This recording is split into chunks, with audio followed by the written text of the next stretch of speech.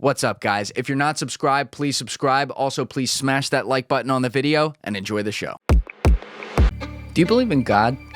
Well, I believe in the God of Einstein.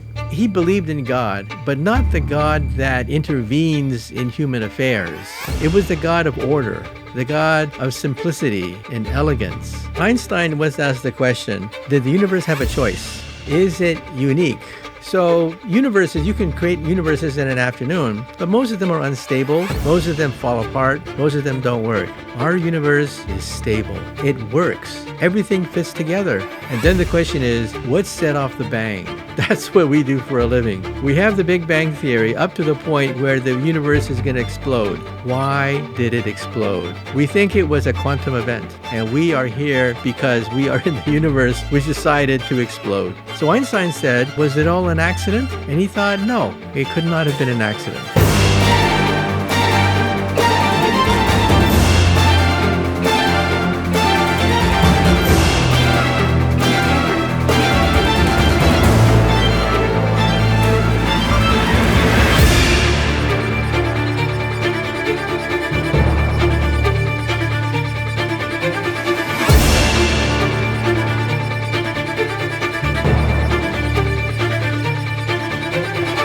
Dr. Kaku, it is great to see you, sir. Thank you for coming down here from New York. Oh, my pleasure. What is at the beginning of your career when you got into this had been something that as a child you were fascinated by physics. And I always want to know, like, what's the initial spark that gets you into that? Like, what's the day one where you're like, I want to learn about the theory of the universe? Well, it all started when I was 8 years old. All the newspapers talked about the fact that a great scientist had just died. And there's a famous picture. A picture flashed around the world, a picture of his desk. And on his desk was a book. And the book was unfinished. The caption of the picture said that the greatest scientist of our time could not finish this book. Well, I was fascinated. What could be so hard that a great scientist could not finish this book? I mean, why didn't he ask his mother? I mean, why didn't he simply go to the library to look up the answer? Well, I had to know. I had to know what was in that book that could fascinate the greatest scientist of our time. I went to the library and I looked it up. His name was Albert Einstein. And that book was the Unified Field Theory, the theory of everything.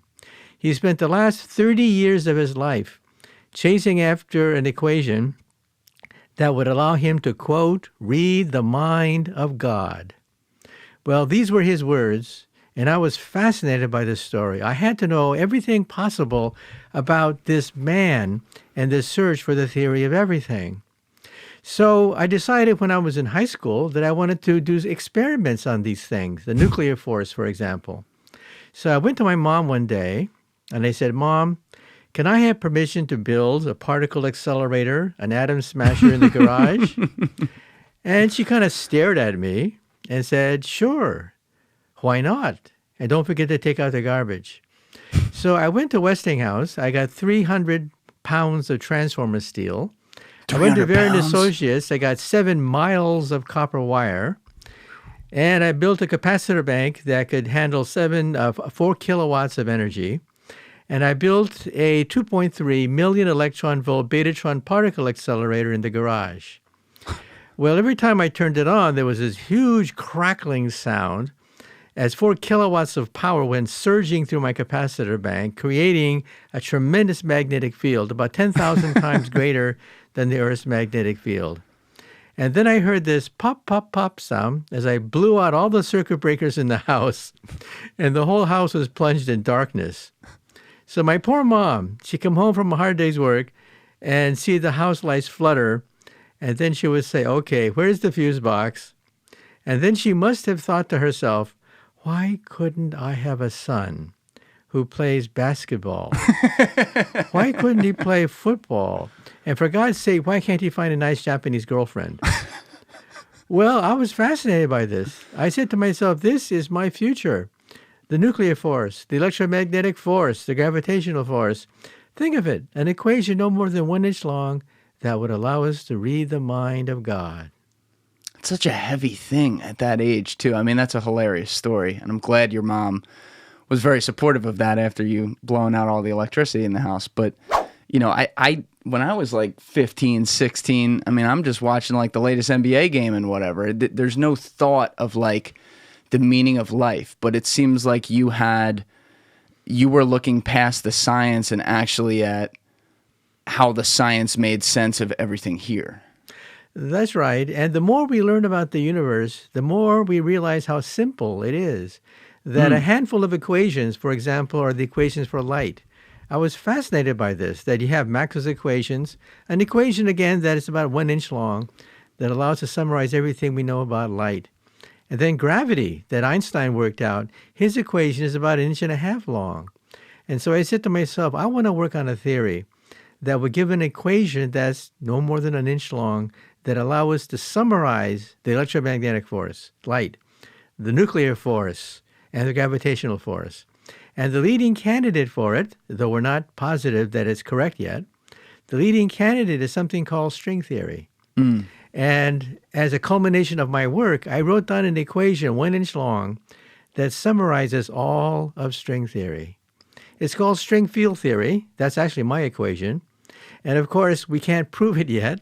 It would require an atom smasher millions of times more powerful than what I had in my garage. But we think that one day we'll be able to prove that perhaps string theory is the theory of the universe. If the theory is correct, it means that music is the paradigm that eluded Einstein. That all the particles we see are nothing but musical notes on a tiny vibrating string. Each vibration corresponds to a particle. That's why we have so many particles. And so what is physics? Physics is the harmonies of vibrating strings. What is chemistry? Chemistry is the melodies that you can play when these strings interact with each other. What is the universe? The universe is a symphony of strings. And then what is the mind of God? The mind of God is cosmic music resonating through 11-dimensional hyperspace. That we think, though we cannot yet prove, is the mind of God. The string theory part, there's a lot to bite off there, but let's go back to the very beginning of that. This is something where sometimes when you say it out loud, people are like, okay, my mind is melting a little bit. But you're talking essentially, if I understand it correctly, about the particle that is beneath the electrons. And that particle is the one that is playing, you said it way better and I'm going to say it, but it's playing the musical notes of the universe, so to speak. Well, we think that all the particles that we've discovered so far, hundreds, thousands of subatomic particles, are nothing but different vibrations on a tiny, tiny string. So if you pluck the string vibrates in different ways, it becomes a different particle. So this, for example, would be an electron vibrating this way. If it vibrates this way, it becomes a quark. This way it becomes a graviton. So all the different particles are nothing but different ways that a string can vibrate. And you came up with this theory in 1974? Well, I came up with an equation. Several people were responsible for creating the theory itself. My goal was to create an equation 1 inch long that would allow us to summarize all of string theory. And that's called string field theory. And we know that this is probably not the final theory. Now there are membranes as well. There's what? There are membranes as well as vibrating strings, like a beach ball. A beach ball is a membrane, and it can vibrate, and it vibrates, and it creates musical notes. And so all the music of a string and a beach ball can create all the particles that we know in Mother Nature. So in other words, the universe is a symphony that uses music as the paradigm of the universe. The concept about music, I mean, I love hearing that because we all love music. It's something that brings humans together. But the thing that confuses me a little bit, and maybe it shouldn't, is that when they've studied music and rhythm and beats and timing, human beings seem to be one of the few species, I think there's a few others as well, who can understand this. Like if you play music for a dog, the dog doesn't understand the rhythm and why the notes are happening and that it's something different than like language, so to speak. But we do, and maybe, as I said, a few other species. So if string theory were, like, as a layman, my first thought is if string theory really were the music of the universe and that were at the core of everything we do, why wouldn't all species be able to recognize music itself? Well, I think music is a common denominator for many organisms on the planet Earth. The mating call at night when you hear the crickets chirp, it's a mating call. And for birds, it's not just a mating call, but it's a way to express your vigor and your health and it turns out that when you analyze the chirping of birds, it correlates with the vigor of the animal. The animal that has the strongest vocal cords has the most vibrations that create the most complex melodies. So even the melodies of love, which permeates throughout the animal kingdom, is based on the complexity of resonances of strings. So strings are, in some sense, what propels evolution. Well, you and I were looking at a video right before we went on camera. I wanted to show you in case you didn't have the context, but we were watching a video of Eric Weinstein on Joe Rogan recently where he was, I guess, like having a moment with string theory and going off about it. David Gross and Ed Witten should be in front of the community explaining, why did you take all the smartest people, all the resources, all the attention? Michio Kaku, get Michio Kaku in here with me. Michio Kaku is out of control.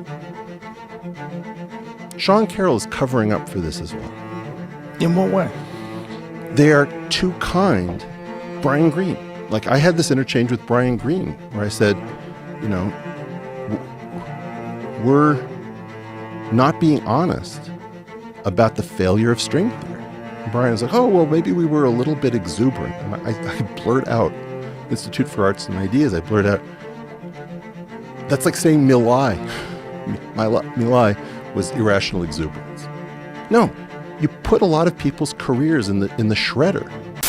And it was kind of funny to watch, but I'm a little removed from it because I'm not a physicist and neither is he. He's a mathematician. But he was talking about how it frustrates him that there hasn't, I think the way he put it was, they haven't like shipped a product in 70 years or something like that. And he was saying that there seems to be this like setup within physics and theoretical physics that says if you don't subscribe to string theory, like fuck off. And to me, it's kind of like, don't we still have to develop, like, isn't the whole point of can't even say that right now, theoretical physics to think about how things could possibly be so that we can find out ways to develop things to look at those things and test it in the first place? Therefore, we're kind of in the time period right now where we are trying to figure out how to test that with maybe something like quantum computing.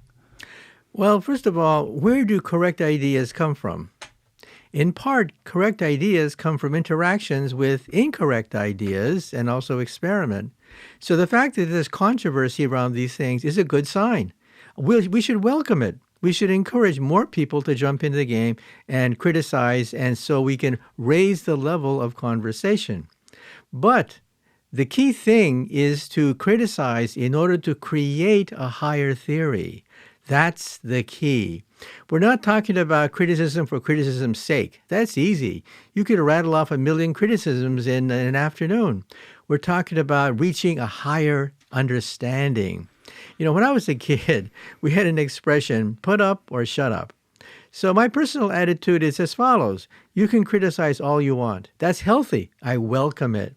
But propose your own theory. You don't like the theory that exists? Great, that's fine. We live in a democracy. Propose your own theory. Because where do correct ideas come from? Correct ideas come from interactions with incorrect ideas. But a criticism is not a proposal. And that's why I challenge people to make your own proposal. When I give a speech to an audience, I say to the audience, go home, propose your own unified field theory. And if you find it, come back to me and we'll publish together and we'll share the Nobel Prize, you and me together. Okay? Yeah, I think from the outside, so like I was saying, sometimes it's like we look at it as non-scientists and there seems to be drama, so to speak, with it. But I agree with you. I think, you know, especially when you look at society today, not even science, even a guy like me, I'll sit here and I'll complain about certain things, and I don't know how the hell to solve it, you know? And so it's almost, it seems like you're shouting into the abyss a little bit. So bringing up new ideas, if you're going to criticize, is smart and something we should do. I agree with you. But there also has been in, let's say, more recent years, the problem of shutting down criticism like at the start itself. And within science, within a lot of things, but within science, where you see there comes to be this type of consensus on whatever it is. I'm not talking about string theory. I'm talking about anything where then anyone who comes in and says, well, hey, let's talk about this, they're told no. I mean, have you seen a change in that since you were coming up as far as like the openness to challenging ideas, or what would your thoughts there be? Well, I've seen a lot of theories come and go. And when I started working on string theory back in 1968, when string theory was first born, it was the bad boy of physics. People said, what? A theory of strings? That violates everything we know about particles. What? Strings vibrating in 10-dimensional hyperspace? Beam me up, Scotty. We're talking about science fiction. Hyperspace? We're talking about wormholes? We're talking about other dimensions? That's stuff right out of science fiction. But yeah, string theory talks about that. In fact, we're up to 11 dimensions now with string theory. What does that mean when you say we're up to 11 dimensions? Well, most people think that the universe is three-dimensional. Length, width, height. Three numbers define where you are. Einstein comes along and says, no, there's a fourth. The fourth number is time. So given length, width, height, given the time of the measurement, you now have an event in a four-dimensional space-time continuum. That's Einstein's idea. Now we realize that Einstein didn't go far enough. There are other dimensions. In fact, we think up to 11 dimensions, that's really the universe of the Big Bang. The Big Bang was a disturbance in 11-dimensional hyperspace, and we are nothing but four-dimensional vibrations that peeled off from the original explosion.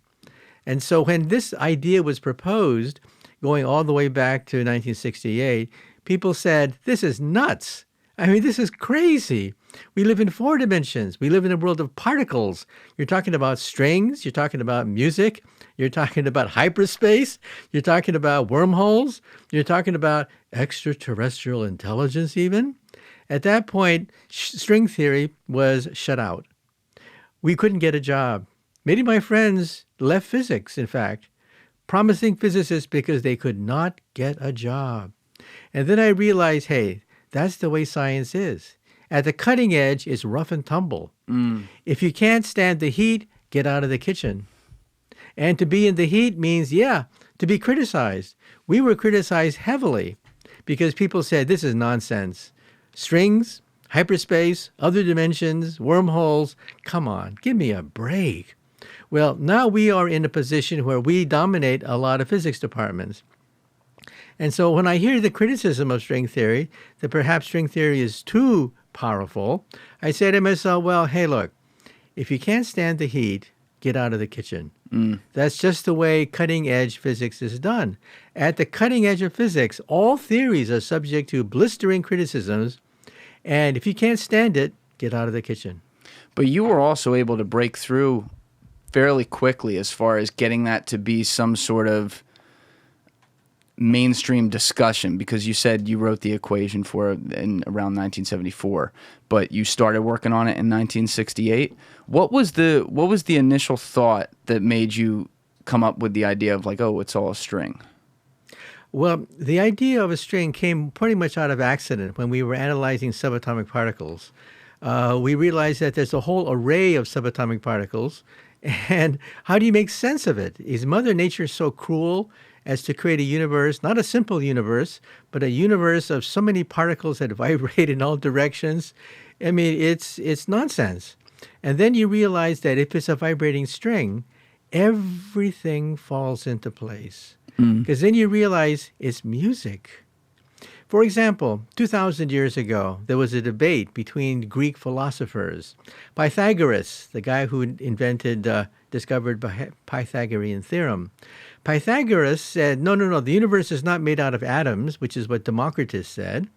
No, it's strings, said Pythagoras. And how did he get the idea? He went to a blacksmith store one day, and he saw the blacksmith pounding pieces of metal. The longer the metal being pounded, the lower the note. And then he saw a lyre string, and it was the same thing. The longer the lyre string, the lower the note.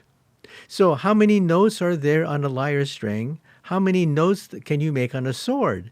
And then he realized, infinite number. There's an infinite number of vibrations that you can make on a string, on a lyre string, and that's why we have music. And so then Pythagoras started a school where he said that strings is the music of the universe. This is the paradigm that unites everything.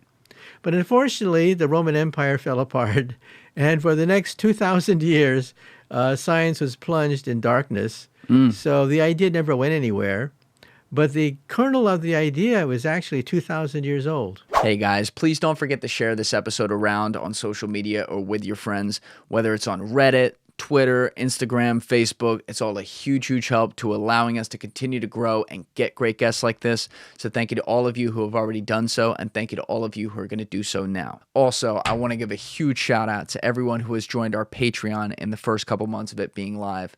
I'm amazed by the support over there, and it's been a huge help, and I hope to continue to see it grow. We've been doing a bunch of bonus episodes and getting a bunch of bonus content over there as well. We'll continue to grow that over time, but if you haven't checked it out yet, the link is in the description as well as on the homepage on both YouTube and Spotify. I'd love to see you over there and help this show grow. Yeah, actually, to take a little sidestep on that, because I had read that, I think that was in your book. I was reading it there in the new one, Quantum Supremacy, which we're going to talk about that today. But why is it that science didn't have any progress? Because some of these things you were talking about were like right at the end of the BC times, and then as you said, we really got to, say, the Industrial Revolution in the 1800s, where for the first time in a long time we took a step forward. What, even through guys like Leonardo da Vinci and different people from history that we know existed within that time, or Galileo, Isaac Newton, like, why do you say it didn't necessarily move forward? Well, sad to say, but the Roman Empire fell apart, and the greatest works of these great scientists were in a library, the library at Alexandria, and the library was burned to the ground. And just think about it, the sum total of human knowledge basically disappeared with the fall of the Roman Empire. And it took another, 1,500 years to gradually inch our way back up to that point. Now, let me give you an example. Around 1900 or so, there was a shipwreck off the coast of Greece. And divers found an instrument encrusted in coral. It looked like a piece of junk. But when they cleaned it, they realized, no, it's a machine that is 2,000 years old. And then they took x-rays of it, and they realized it's a computer. My God, a computer. Think a computer that was supposed to be a gift to Julius Caesar. But the ship sunk. And it was there at the bottom of the Mediterranean for 2,000 years until divers found it. How did they know it was going to be a gift to Julius Caesar? This is so interesting. This is a speculation because they know more or less when the shipwreck took place and what was happening there that could create a gift of some sort, a fantastically complicated gift. And when they moved the coral away, they found out that it was a computer. It was an analog computer that modeled the universe. The universe known at that time, Mercury, Venus, Earth, Mars, like a planetarium. A little planetarium that you could put on a desktop that modeled the known universe 2,000 years ago. It predicted the eclipses of the moon. It predicted the motion of the sun and the motion of the planets. How did they do that, right? Well, that shows you the power of what we had, but it was all, again, for naught when the Roman Empire fell apart. But that was the world's first computer. The world's first computer was created 2,000 years ago. An analog computer, you turn gears, you turn a wheel, gears and pulleys would then move, mimicking the motion of the planets. So how do you define at its base case, because we say computer now and it means what it means, but like at its base case, my thought always was a computer is something that has some form of code that can then operate on that code. But what it sounds like there, if I understood that correctly, is that this was operating based on a human moving pulleys, and then it moved around to be able to tell where certain planets are and things like that. Well, there are three kinds of computers. The first kind of computer is called an analog computer, like the abacus. Beads on a pole can be shifted around to do calculations. And so almost any device that you can create on a tabletop can be used to count. And it's the counting that is the computer.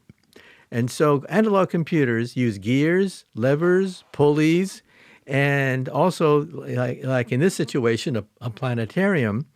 Analog computers were the first computers to be created. Then World War II comes along, and then we have a genius called Alan Turing, who then uses electricity to drive vacuum tubes to create a digital computer, not based on wheels and levers and pulleys, but based on zeros and ones, zeros and ones, zeros and ones, binary. And that helped to win World War II. Unfortunately, his work was classified by the British government, and years later, the government found out that he was gay, and it was illegal to be gay at that time, and they put him on trial. And they forced him to take hormones to turn him into, basically feminize him, and messed up his brain. And so here's this man, the greatest genius that came out of this mathematics project, one of the founders of artificial intelligence theory, committed suicide. He ate a poisoned apple. And some people think that the symbol of Apple computers is a half-eaten apple, is a tribute to Alan Turing, the creator of the first major digital computer that computes on electricity rather than on gears, levers, pulleys, and strings, okay? That's the second stage. We're in the second stage now. But now we're entering the third stage of computation. You realize that Silicon Valley prides itself as doubling computer power every 18 months. That's why at Christmas time, all your toys are twice as powerful as they were the last Christmas. That drives the world economy. The world economy is driven by Moore's Law. But Moore's Law is now ending. It turns out the computer power is no longer twice as powerful every 18 months. It's slowing down. It will eventually flatten out. And Silicon Valley could become a rust belt. A rust belt of obsolete technology, just like the abacus is obsolete today. Silicon Valley could have mass unemployment. That's why we want to go to the third stage. The third stage, which is quantum computers, computing on atoms. That is the ultimate computer, a computer that computes on atoms. Now, if you want to see a quantum computer, just go outside and look at a forest. Look at a leaf. A leaf takes light from the sun, photons, combines it with carbon dioxide, creates oxygen, and also eventually creates cellulose and chlorophyll. Think about it for a moment. That's a computation. That's a quantum computer. So if you want to see the simplest quantum computers, go outside. Mother Nature is the greatest quantum mechanic of all time. All of life, the magic of life itself is quantum mechanical. It's at the level of DNA, the level of genes, the level of molecules, and it's all governed by the quantum theory. And so if you want to see a quantum computer, just look at a flower. Just look at a leaf. Mother Nature does it. Why can't we do it as well? Now the nations of the world are onto it. And so the two leading powers are, first, the Chinese, and second, in the United States.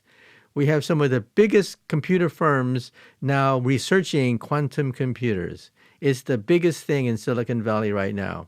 Startups can get billions of dollars in investment money thrown in their way if they can propose a better quantum computer. And that's what's at the heart of your book right here. And so it's like this idea to me of quantum is something that was introduced to me back in 2018 by an old friend of mine, Marcelo Cabrera. We were in New York, not far from where you live. We were in Central Park taking a walk, and he was explaining to me why all the blockchain fad at the time, I guess you could say, like very early 2018, January, was a little bit premature and why it could end up being a problem. And what he was hypothesizing was that quantum computing, which, as he said at the time, one country around the world or a couple countries could have and we might not know it, essentially could be so powerful as to break the code of even the blockchain, which isn't supposed to be breakable within 100 years. It could break it in seconds.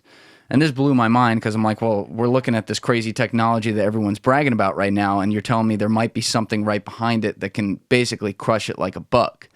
And so when I read your book, which Quantum Supremacy talks all about this and what the hypotheticals here are with quantum computing, which we're right on the dawn of, I was blown away by the fact that this can also integrate with all other types of technology. And I guess that really shouldn't blow you away because that's kind of the idea of computing. It's at the heart of it. The code is at the heart of it. But I think what I was trying to understand the most that is a little difficult for me to comprehend, similarly to string theory, is how, like, what the meaning of quantum itself is. I understand that computers can only do computational type things in the sense that it's 0 or 1s in millions of permutations on top of each other, and that quantum can do millions of these at one time. But how does that work precisely? Well, very simple. Think of a top, spinning top.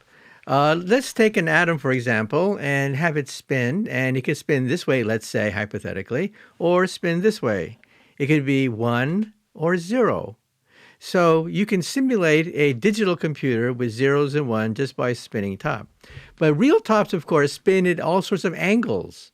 They can spin this way, they can wobble, they can go upside down. So how many modes are there in a spinning top that can rotate like this? Infinite number. Right. Not just zeros and one, but an infinite number of possible vibrations just on a spinning top. That is the power of quantum computers. Quantum computers compute not on zeros and ones, but they compute on all possible orientations of an atom. And how many orientations are there? Infinite number. Now, what can you do with this? Let's say I put a mouse in a maze, okay? And at each joint, each juncture, the mouse has to go left or right. Left or right. It's in a maze. So how long does it take for the mouse to go through the maze on a computer? It takes a fair amount of time because each time it hits a joint juncture, it can go to the left or the right, left to the right. It's tedious to calculate all possible orientations. A quantum computer does everything all at once. Every single possibility laid out for you all at once. So how much more powerful is the quantum computer compared to an ordinary computer? It is infinitely more powerful than an ordinary computer. It could solve problems that a digital computer would take an infinite amount of time to solve. And it can do it in a matter of seconds to minutes, depends on the computer, of course. And why? Because how many calculation modes are there in a quantum computer? Zeros and ones? No, infinite number. How many numbers are there between zeros and one? How many numbers are there between 0 and 1? 0. No, numbers, not just integers, but rational, irrational numbers like 1.5, 6.7, a lot. So you're talking about a qualitative leap in our ability to compute. Now, what's the drawback? Why do we have them now? Why doesn't the CIA try to outlaw these things now? Because these codes can be broken. Codes can be broken with the quantum computer almost instantly. And so realize that the crown jewels of national governments, the codes used to protect all the secrets, can be broken with a quantum computer. Well, the reason is you have to cool these things down to near absolute zero, because the slightest cough, the slightest vibration will cause these atoms to spin out of control, and the whole calculation is ruined, okay? Now, Mother Nature could do it at room temperature. Mother Nature is ahead of us. That's why we have flowers. That's why we have forests. That's why we have leaves. The laws of chemistry are incredible. But where do these laws come from? They come from the quantum theory. And it basically shows you that chemical processes, which are beyond our ability to understand, like photosynthesis, are quantum mechanical. That's why it's so hard to figure them out. Photosynthesis takes photons, that is particles of light, mix them with carbon dioxide, and it creates oxygen. We breathe the oxygen, so we depend on this process. But that process is quantum mechanical. Now, normally, if you have billiard balls that mimic light and carbon dioxide and oxygen, how long would it take for these billiard balls to perform the magic of photosynthesis? It would take millions of years, by random collisions of billiard balls. But Mother Nature does it using quantum mechanics, using quantum theory. And so that's the power of the quantum theory that allows you to take shortcuts that make chemical processes possible. For example, when you eat an ice cream cone, what does your body do to the ice cream cone? It hits it with enzymes.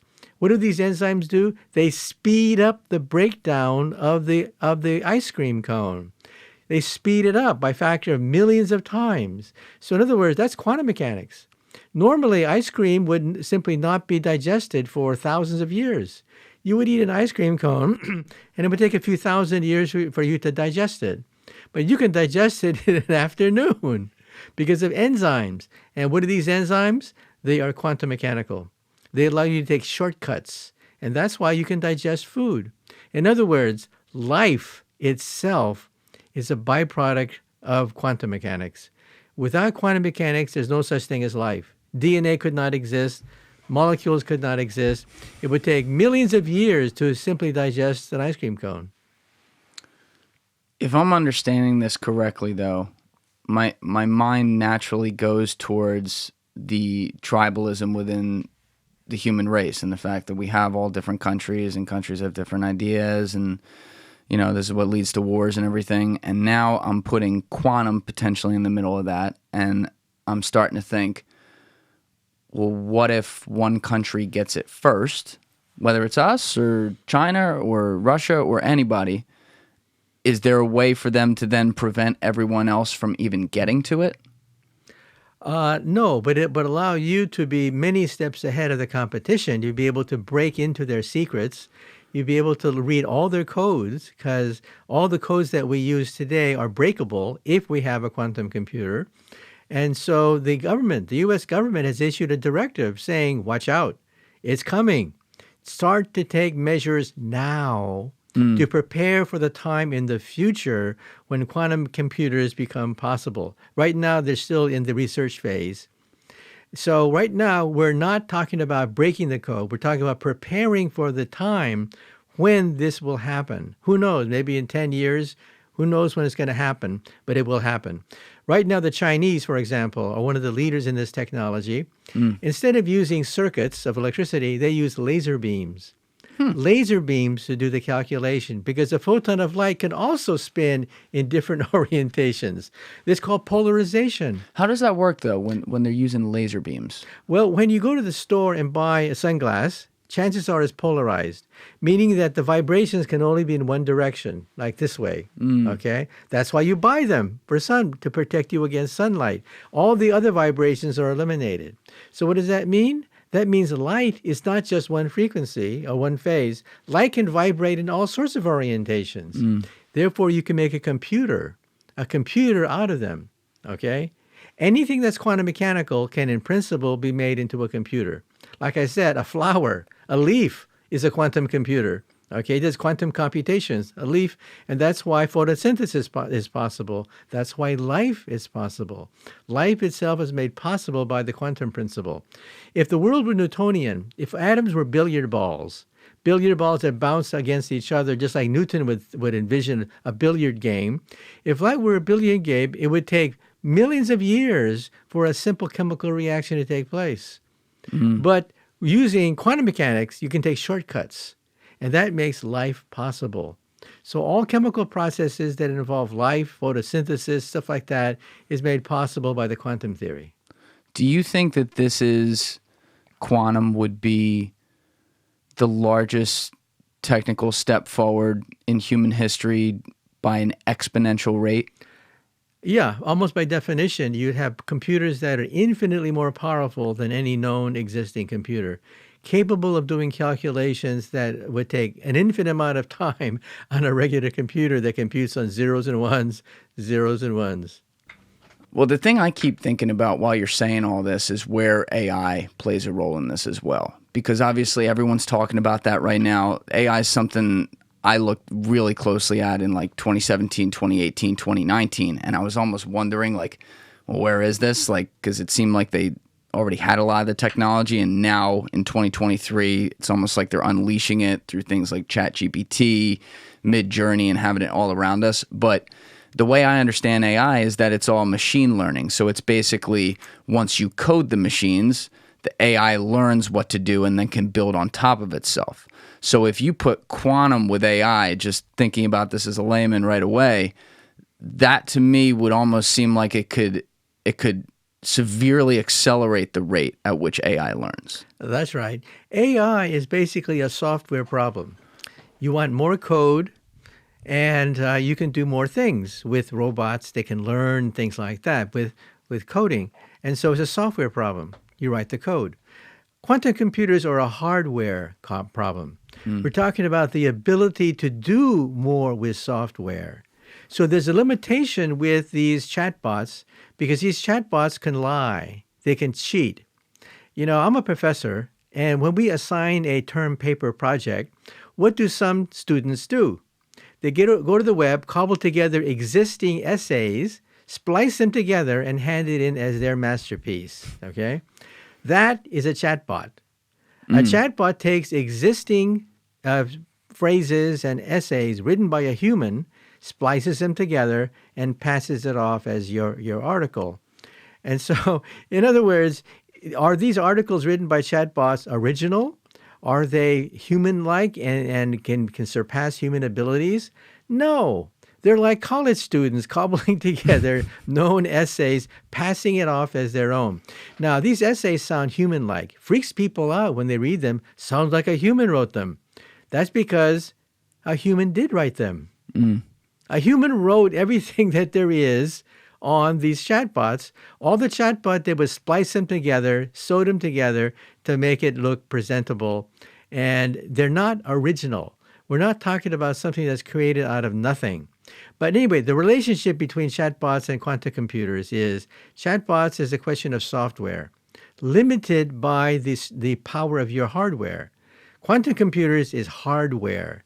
It increases your muscle. It increases your power. And for example, what we need for all this is fact-checking. Chatbots will lie. In fact, what they do is they take essays on the web and splice them together. If a teenager wrote nonsense on the web, some chatbot will grab that teenager's essay and incorporate that into an answer. That's why there's so much garbage coming out with chatbots. So you need a fact checker. But a fact checking is very difficult. It requires lots of computational muscle. And that's where quantum computers could come in. Quantum computers has the computational muscle because it computes on atoms, not on transistors, and uses that as a fact checker to make sure that these chatbots don't go off the deep end and say all sorts of nonsense, which of course they do, because there's a lot of nonsense on the web.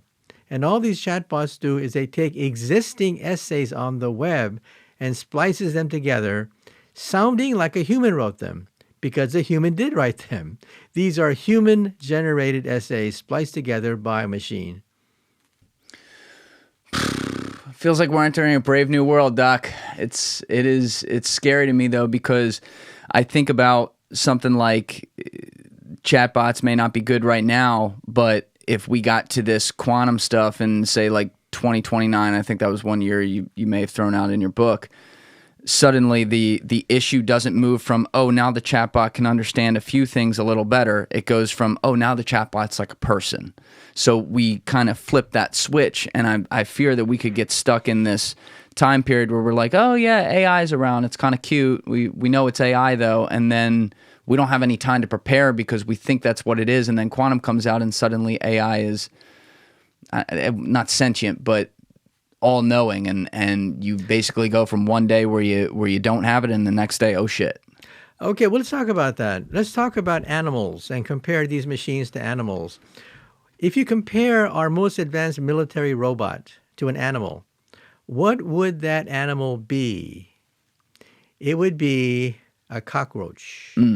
You put a cockroach in a forest. The cockroach finds mates, food, shelter. It immediately scurries around the forest and makes a house for a place for itself.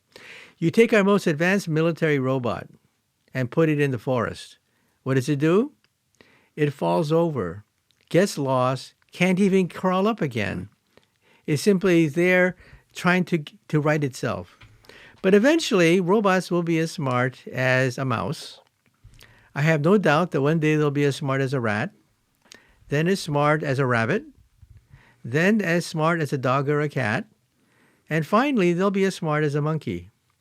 At that point, they are potentially dangerous because monkeys are self-aware. They know they're not humans. They're self-aware. They're sentient. They make their own plans. You don't have to program a monkey. Now, dogs are confused. Dogs think that we are a dog. That's why they obey us. We're the top dog. How do we know that? Well, we're the top dog, we're the underdog. Let's do a simple experiment with a dog. Go to your dog tonight and teach your dog the meaning of tomorrow. Doesn't know. You can't do it. Right. It's impossible. You can't teach your dog the meaning of tomorrow. And why can we do it? Because there's a huge part of our brain, the front part of our brain, the cerebral cortex, which is dedicated to looking at the future. What does the human brain do that animal brains cannot do? We see the future. We take the present and do simulations into the future. Now, do animals do simulations into the future?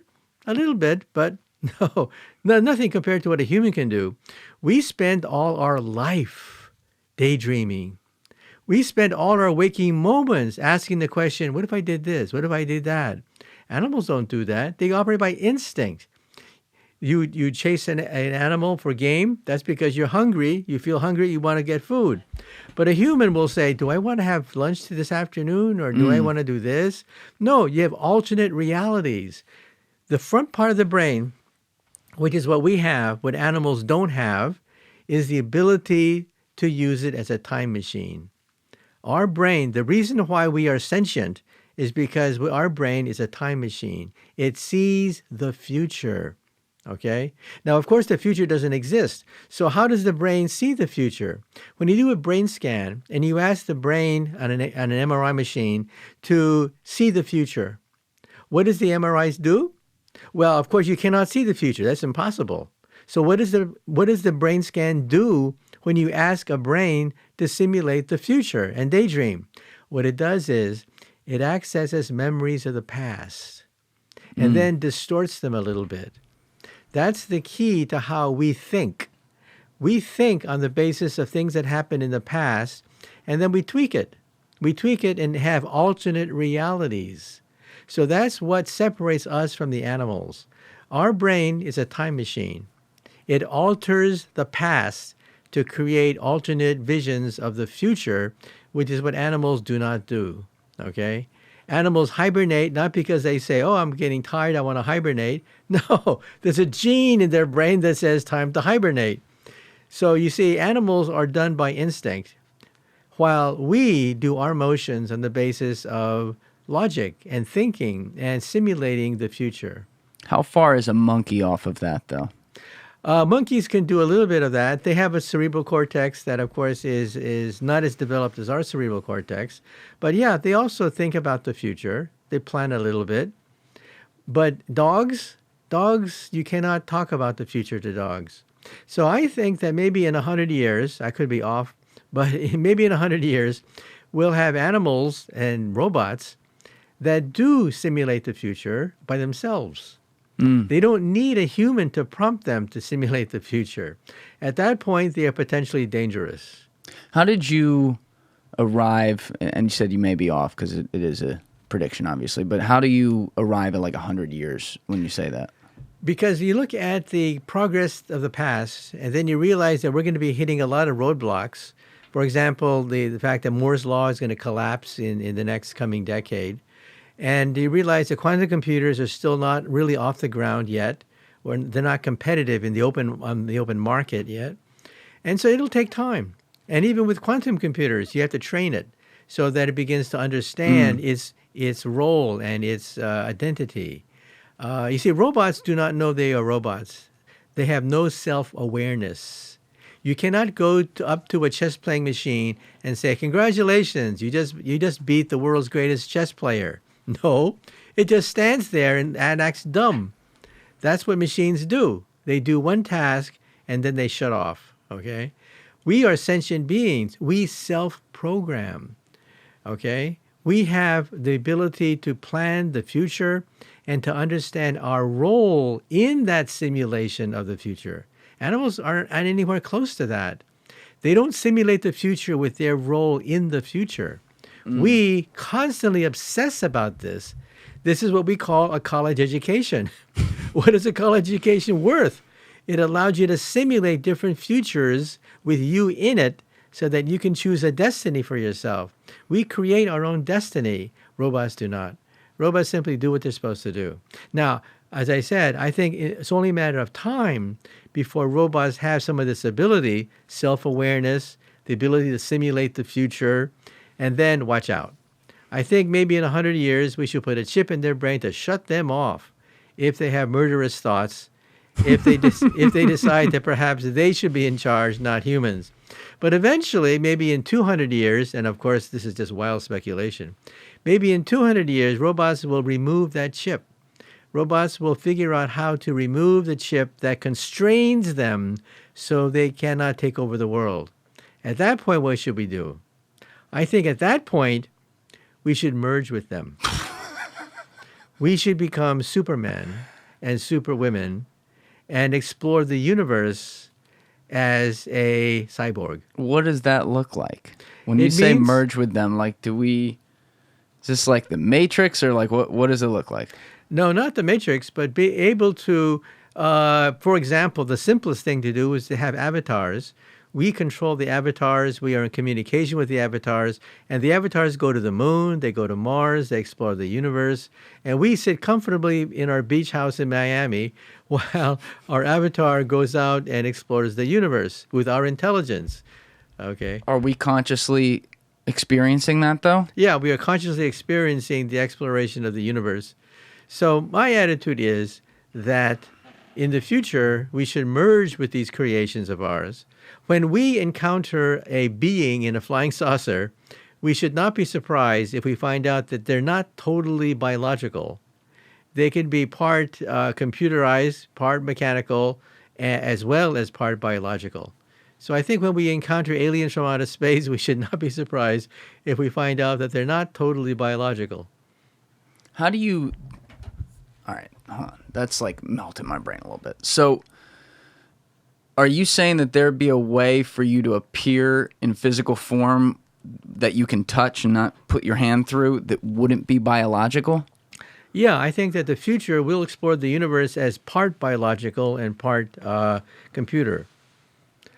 For example, let's take a look at the simplest example of this, which is digital immortality. Mm-hmm. As you probably heard, William Shatner from Star Trek sat in a chair for 4 days and was pestered with all these questions about his life, his history, his dreams, his hopes, his family, and so on and so forth. A computer then homogenized it, so put it in logical order, and you can talk to it now. In other words, he will live forever as a computer program that you can talk to. But he doesn't really live forever, though. This is where I divert. Why do you say he lives forever if it's just a computer that took the code of some of the bases of his brain and doesn't actually live in there and feel and touch and have the human experience that he did? Well, it depends on how you define the word you. Unfortunately, in the English language, there's no variations on the concept of you. You is just who you are organically. But in the future, we'll have the option. We'll have the option of being in several different modes. And for example, I would love to talk to Einstein. One day somebody will digitize him, digitize all his writings and filming that he did and everything about the guy, and you'll be able to talk to him. So the library of the future, you'll be able to talk to Winston Churchill because all his every reference to Winston Churchill will be digitized, and you'll be able to talk to him. So in that sense, you can be digitized, and talk to your great-great-great-great-grandchildren long after you're gone biologically, but the sum total of emotions, memories that you carry with you will be digitized and will be digitally immortal.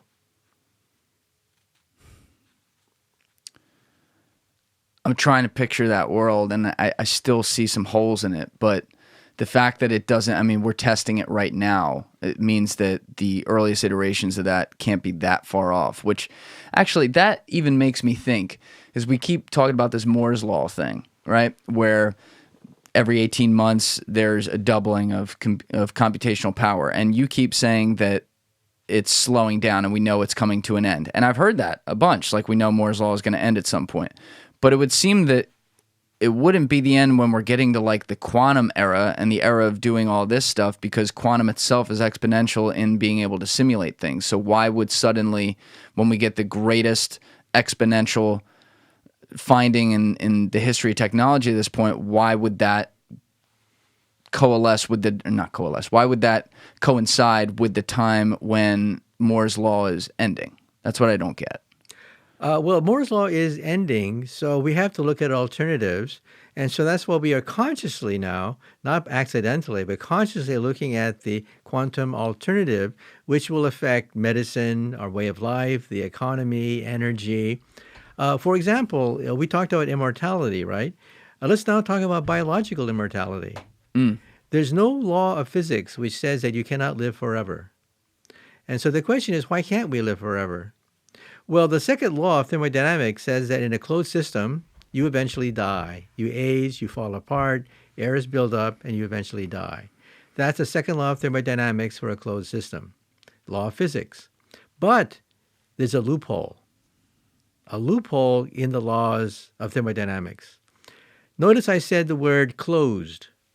In a closed system, like a box, you will eventually die. Errors build up, things rust, things fall apart, things decay. That's a law of physics, okay? But notice I said closed. If it was opened, if you opened the box and energy can come in from the outside, then in principle you could live forever. Because what is aging? Aging is the buildup of error. That's all aging is, the buildup of error. Error in our DNA, errors in protein synthesis, errors at the atomic and molecular level, and that's where quantum computers comes into picture. Because quantum computers live in the quantum world. Immortality is, therefore, possible. Of course, I'm not saying that we can do it now. I'm just saying that in principle, it may be possible. So, for example, if you take a look at a car and you ask, where does the car age? You would say the car ages in the engine. Right. That's where you have buildup. You have oxidation. You have wear and tear. So where is the engine of a cell? The engine of a cell is the mitochondria. That's where you have oxidation. That's where you have, quote, moving parts in the buildup of error. So if we could then fix the air buildup in the mitochondria, you would then be able to reverse aging. So with quantum computers, we'll be able to isolate the process which makes aging possible. Some animals live forever. Look at the hydra. The hydra is a microscopic animal found in a pond. You try to destroy it, and it regenerates itself. It lives forever. Okay, it's immortal. And so the question is, why can't we do it? And believe it or not, some of the biggest names in Silicon Valley are now beginning to put their money on the table, looking at ways to regenerate cells, looking for ways to reverse the aging process. And one day we may be able to create a certain form of immortality. Not digital immortality that we just talked about, but I mean biological immortality. Yeah. So they're doing this by like reprogramming DNA essentially, right? That's one component of it, right? And how does that work? So with trying to bring quantum into the picture, how does that work? Like the quantum simulates a bunch of things and then is able to instruct humans how to therefore fix this? Or yeah, more or less. In other words, aging is a quantum mechanical process. It's the buildup of error, okay? That's a quantum mechanical process. If the atom were a billiard ball, you couldn't talk about this.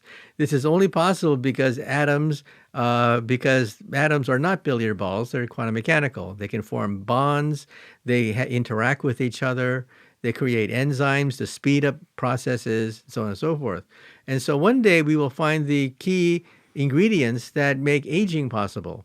Why is it possible to, why do we age? We age because of the buildup of mistakes. Every time a cell divides, every time you're hit with a cosmic ray, every time you take a piece of or a material that's slightly poisonous, you speed up the aging process, the buildup of mistakes.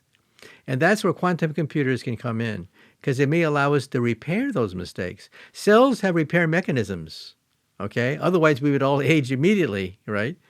We would be able to isolate them, find them, and use them. And that's a process that we are working on right now. And that's why Silicon Valley now is putting billions of dollars to find the fountain of youth. And you've talked about how, like you mentioned it already in this episode, about how Silicon Valley could one day be the Rust Belt and be totally irrelevant. That's right. If they stay digital, a digital Silicon Valley will become a Rust Belt.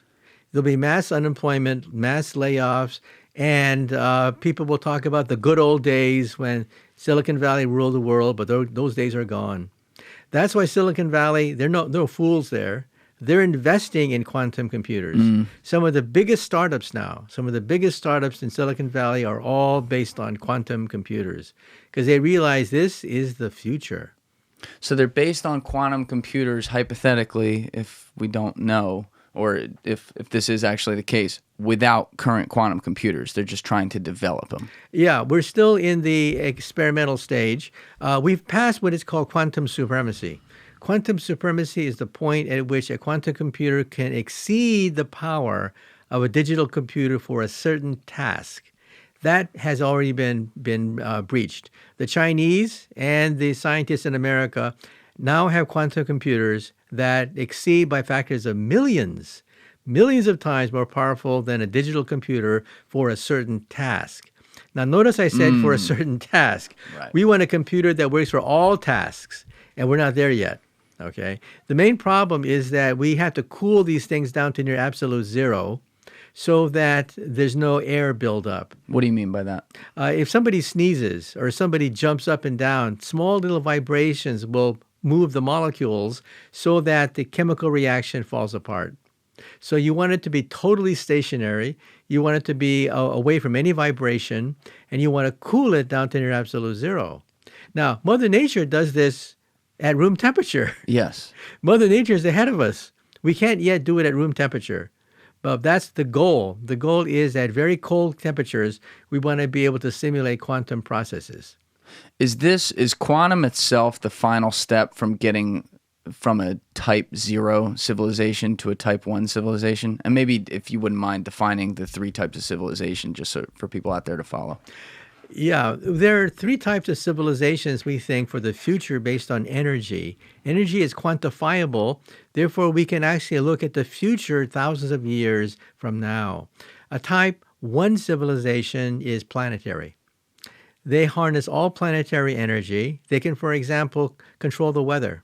They can control earthquakes, volcanoes, anything planetary they can control. That's type 1. Sort of like Buck Rogers. Then there's type 2. Type 2 is stellar. They control the energy output of an entire star. Stars to them are playthings. That's like Star Trek, the Federation of Planets, would be a typical type 2 civilization that has colonized a tiny fraction of the Milky Way galaxy. Then there's type 3. Type 3 is galactic. They roam the galactic space lanes. They play with black holes. Their energy output is measured in now billions of stars, not just one star system. That's called type 3, like Star Trek. Star Wars. Star Wars would be a typical type 3 civilization. Then the next question is, what are we? Are we type 1 that can play with volcanoes and the weather? Are we type 2 that can play with the sun? Are we type 3 that can play with the Milky Way galaxy? No, we are type 0. We get our energy from dead plants, oil, and coal. But we can dream of the day when we become type 1. And this is a mathematical formula now. We can now calculate when we will attain type 1 status. Really? Yeah. The answer is we'll be type 1 in about 100 years. Around the year 2100 or so, a little bit after 2100, we'll be a planetary civilization. And you see the beginnings of it now. For example, what is the type 1 language that we'll be speaking? Well, on the internet, the two most popular languages are English and Mandarin Chinese. Also, we're seeing the beginning of planetary sports, the Olympics and soccer. We're seeing the beginning of planetary fashion with Gucci and Chanel. We're seeing the beginning of planetary music with rap music and different kinds of musical variations. We're seeing the beginning of a type 1 culture evolving right before our eyes. And the greatest transition of all will be in about 100 years when we become a planetary civilization. What makes you say like Gucci is type 1 fashion and the Olympics are type 1 sports? I'm just saying that in general, we're seeing the beginning of a type 1 culture. So the beginning of a type 1 energy system and communication system secondarily spins off a cultural image, okay? So the cultural reflection of what's really happening at the physics level, that is the creation of energy systems, creation of communication systems, the reflection of that is cultural, which in turn is Chanel, Gucci, the Olympics, and things like that. So we're seeing the reflection of the beginning of a planetary civilization on the planet Earth. And how did we arrive at a calculation that can tell us it's 100 years away? Very simple. We assume that the world economy will grow, let's say, at about a 3% a year. It goes up and down, of course. But assume for the moment that the world economy grows at the rate of 3% a year. And science, of course, drives much of the world economy. And that allows you to then calculate the level of energy consumption into the future. This is something that is not that hard to do on a simple computer, to calculate exponentially where we will be in 100 years, growing at the rate of about 3% per year. Then the next question is, at what point will we become masters of the galaxy? At what point will we have interstellar drive? At what point will we go to the stars? Well, in 100 years, we'll probably begin the process of colonizing the solar system and perhaps maybe even sending probes to the nearby stars. But the galaxy is huge. The galaxy is about 100,000 light years across. And at what point will an advanced civilization be able to reach us from outer space? To do that, you will probably have to have the energy, what is called the Planck energy. The Planck energy is the ultimate energy of all. It is the energy of the Big Bang. It's the energy of a black hole. It's the energy that you would need to rip the fabric of space and time. Now, you may say to yourself, well, didn't Einstein give us the laws of space and time? Well, Einstein's laws will eventually collapse. They will eventually collapse once you hit the Planck energy. The Planck energy is the energy at which space and time become unstable. At that point, wormholes begin to develop. And with wormholes gives you the possibility of interstellar drive. Is wormholes, I might be off here, but is wormholes where it's like two black holes connecting? That's one way of looking at it. Another way of looking at it is Alice in Wonderland. When Alice went through the looking glass, she went through two universes. One universe was she was in Oxford, in the countryside. The other universe was when she was in Wonderland. Alice in Wonderland was written by a mathematician, Charles Dodgson, writing under a pseudonym, Lewis Carroll. And he knew that in mathematics, you can combine spaces together. You put them together. They're called multiply connected spaces. We physicists call them wormholes. It's a gateway. It's a shortcut. So think of a funnel where everything goes into a small little hole. Take two funnels and put them back to back. When I take two funnels and put them back to back, I get a wormhole. And this is where my mind, and I think the average person mind, starts to go towards like time travel and what we could possibly do there. Because, you know, if I were a guy like you, I don't know how I'd sleep at night because the no pun intended, the gravity of what happens here on Earth is so beneath what you deal with. You're looking at the meaning of everything, and yet, you know, we got people fighting on the front page of the fucking New York Times talking about who they're going to vote for. You know, it seems like such a low tier place to put your energy compared to where you are. But, you know, I would get so stressed if I were you because I'd be thinking about the permutations. And what I mean by that is it seems like everything that we look at in the galaxy and that you've spent your career looking at is based on the fact that there are multiple outcomes. And as you do those multiple outcomes, things get exponential really quickly. And so when we talk about wormholes and we start talking about the relationship between time and space and what time even means, which is something obviously you've spent a lot of your career on, it's like, well, now we can think of different ways that things could be simulated.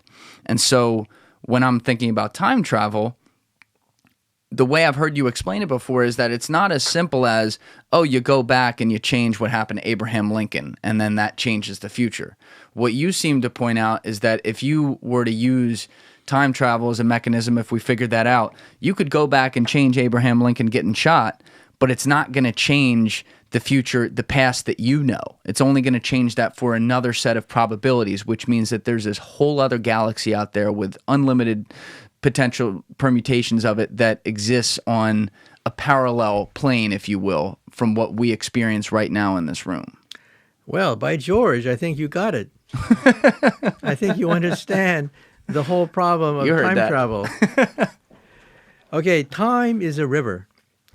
And the river of time can speed up or slow down. That's called special relativity. That gives us the atomic bomb, for example. However, the river of time can fork into two rivers, and that's called the multiverse, which is the foundation of quantum mechanics, which we'll talk about in a second. That's called the forking of space and time, and that gives us wormholes. But the question is whirlpools. Can the river of time have not just splits, but whirlpools by which you can go backwards in time to alter the past? Okay, that is the question. Now, it turns out that in Einstein's theory, wormholes are rather common. It's very easy to generate wormhole solutions in Einstein's equations. But the catch is you have to be type 3. You have to be a very advanced civilization to begin to tinker with the fabric of space and time itself. Now, how does that work?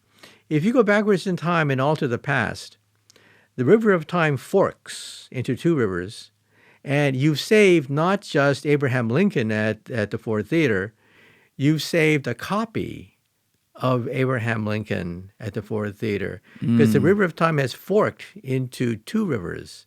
And that, of course, is the multiverse idea. And where does the multiverse idea come from? It comes from quantum mechanics. So the question is, where do parallel universes come from? And the answer is it comes from the quantum theory. The quantum theory is powerful because it computes in parallel universes. All of quantum mechanics, which in turn is all of physical reality and all of life, everything you know and love is based on quantum mechanics. Quantum mechanics in turn is based on the multiverse.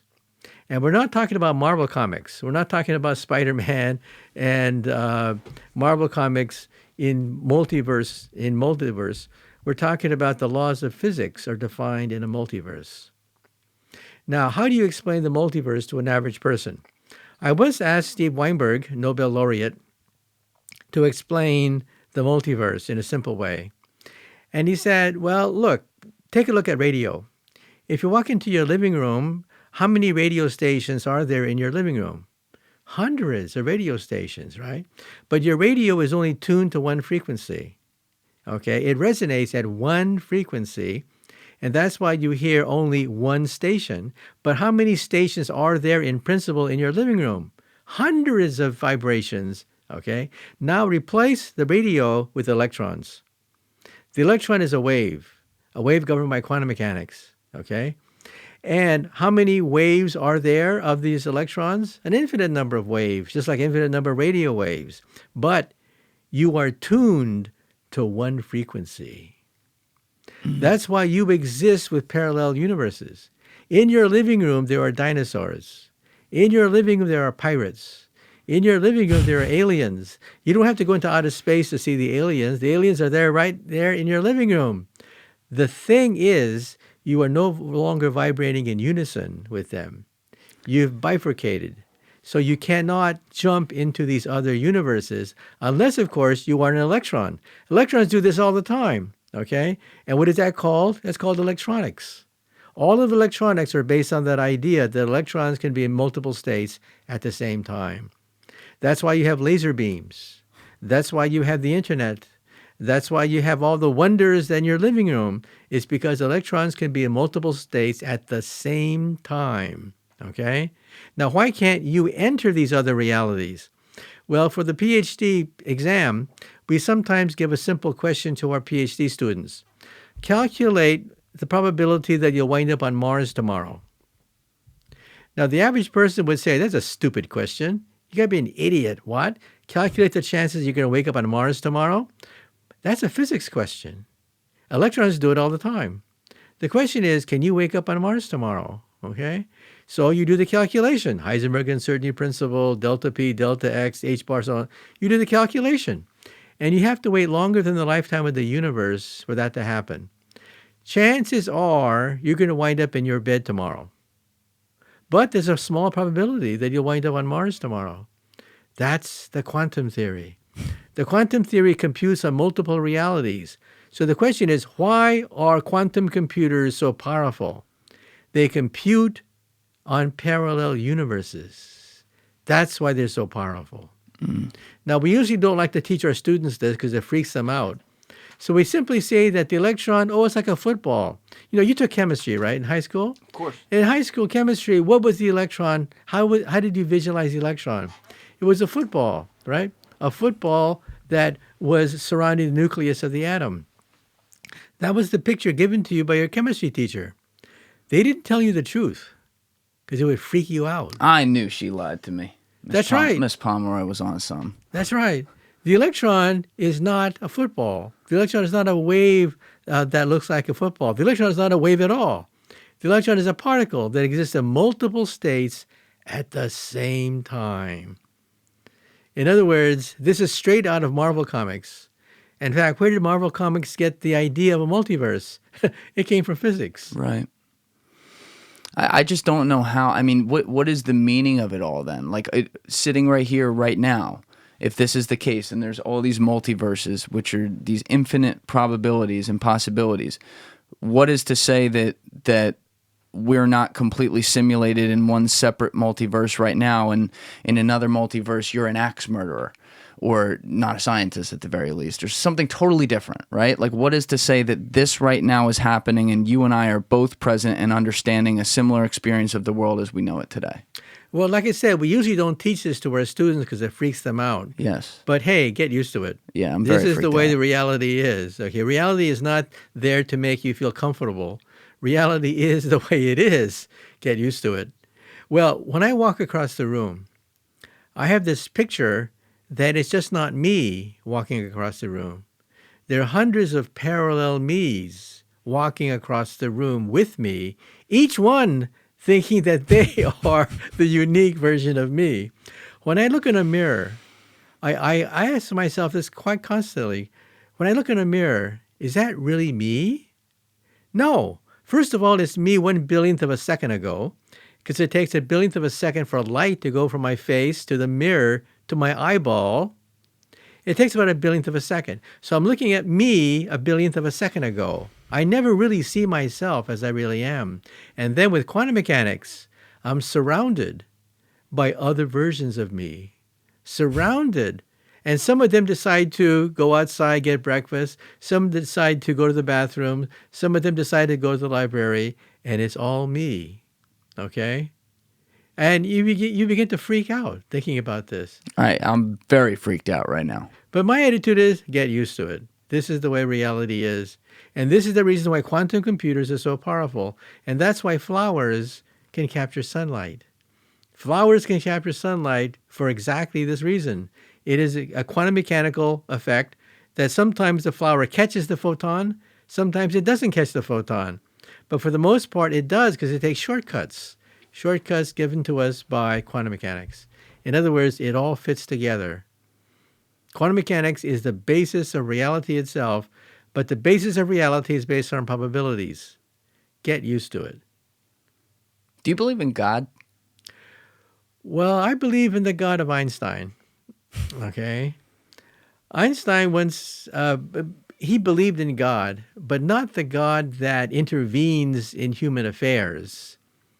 It was the God of order, the God of simplicity and elegance.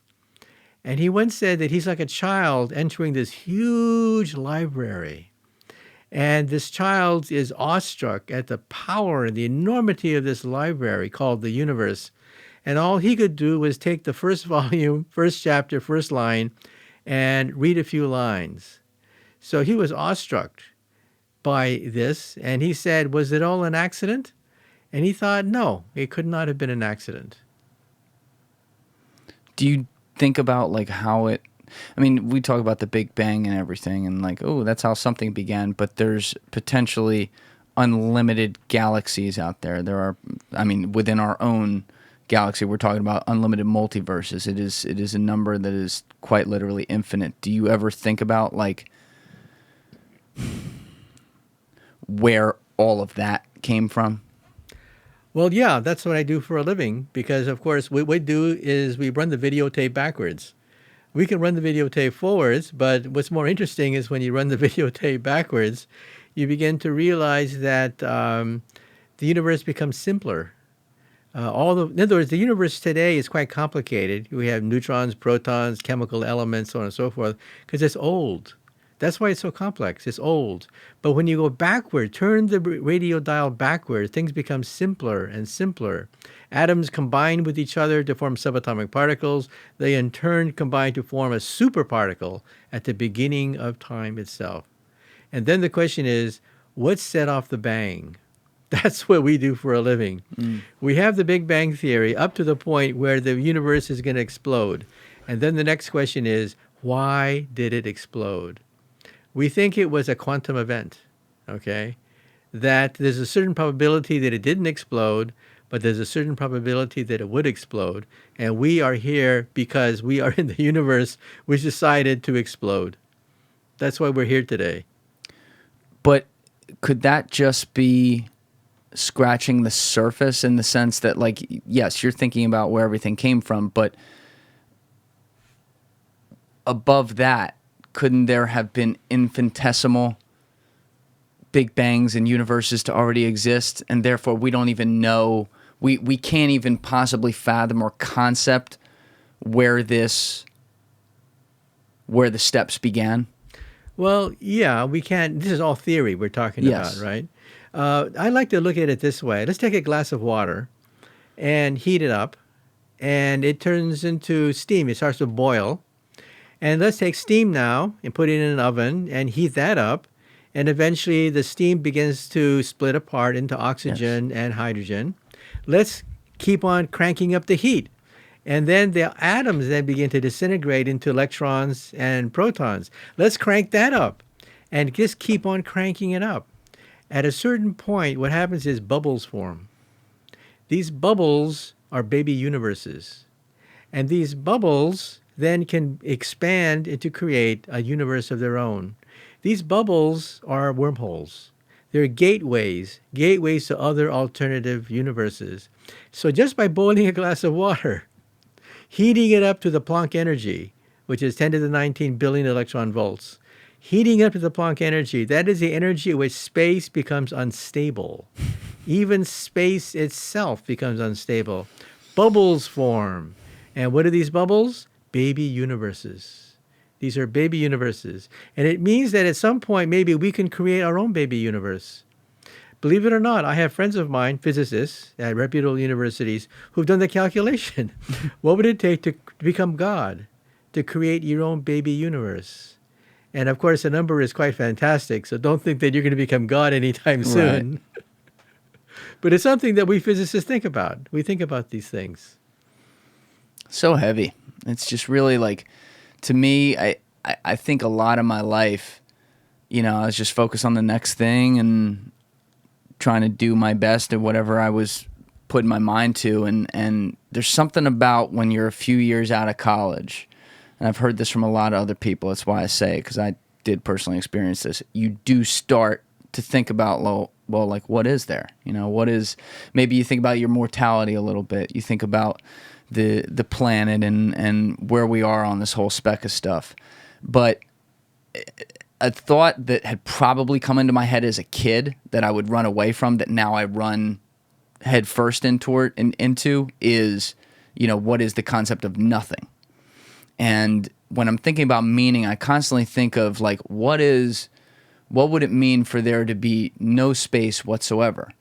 And the odd thing is that you can't picture that, because just by picturing something, that's something. You can't picture a blank room that's white. You can't picture a blank room that's black with you sitting in it. That's something, right? And so when I extrapolate that towards all the different parts of the Big Bang and all the different parts of trying to figure out all these 11 dimensions and how they coexist with each other, I start to wonder, like, what even is the next action in front of me? Why do I exist? Why do I need to choose good over bad? You know, like, it gets to this point where you keep talking about it freaks out your students. I get it. It's like, what is the purpose of us even being students if I'm looking at it from their perspective? What is the purpose of you looking after all the potential here to teach other people in some limited one multiverse about it? You know, like, do you understand what I'm saying? This is a very hard way to put it, but, you know, learning about this is the gift of intelligence that we have as humans, but learning about it is also the torture of not knowing what we don't know. Well, you know, ignorance is bliss. And when we are young, we live in a very blissful world. It's just mommy and daddy. You get a career, get married, have kids, whatever, and you think that's the universe. But then when you start to study these things, you realize, what did it take to create that universe? Well, it took evolution, because, of course, we are beings made out of atoms. How long did it take to create atoms that would create people? That takes millions of years for random atoms to form people. And then you begin to realize, oh my God, this is incredible, that all these random processes could create me. So finally, as a physicist, we come down to two basic philosophies of the meaning of everything. The first is the cosmological principle. Cosmological principle comes from Copernicus, okay? The Copernican principle says that we are nothing. We're a piece of cosmic dust floating in an ocean of other dust particles. That's the Copernican viewpoint. And that's a viewpoint that many physicists share. But then there's the anthropic principle, which says the exact opposite, which is also compatible with all the known laws of the universe. And the anthropic principle says, no, we are special. We have life. If there are other universes, most universes have no life in them. It's extremely rare to have life. And yet here we are in a universe fine-tuned to exactly allow life. For example, take a look at the nuclear force. If the nuclear force were a little bit stronger, atoms would burn out, everything would explode, we wouldn't be here. If the nuclear force were a little bit tuned weaker, atoms would never form at all. We'd be a bunch of gas molecules. So the nuclear force is tuned just right to allow for life. Look at gravity. If gravity were a little bit stronger, we would have had a big crunch and we would all be crushed to death if gravity were stronger. If gravity were weaker, we would have just been blown apart. We'd be drifting pieces of atoms in empty space. Gravity is tuned just right. These are accidents, right? Or are they? Some people have said, look at all the accidents necessary to create people. A huge number of accidents, the nuclear force, the electromagnetic force, everything has to be tuned just right to allow for life.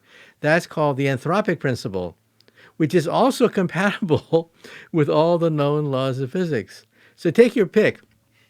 Either it's the Copernican principle, where we're just dust, floating particles of dust in a meaningless universe, or the other principle, the anthropic principle, which says we are special. We have life. It is extremely mathematically difficult to create life off the ground. Think about that. All the molecules have to be just right to get DNA off the ground, and yet here we are talking about it. And so that's the miracle of existence. So there are two philosophies which are diametrically opposed, and hey, they both work. But it has to do with what we think of as large or small numbers too. Like as you're going through that example, in my mind, I'm thinking, okay, there's this very fine tuning that means it's a low probability that life exists in the first place, but we know that because we understand numbers themselves.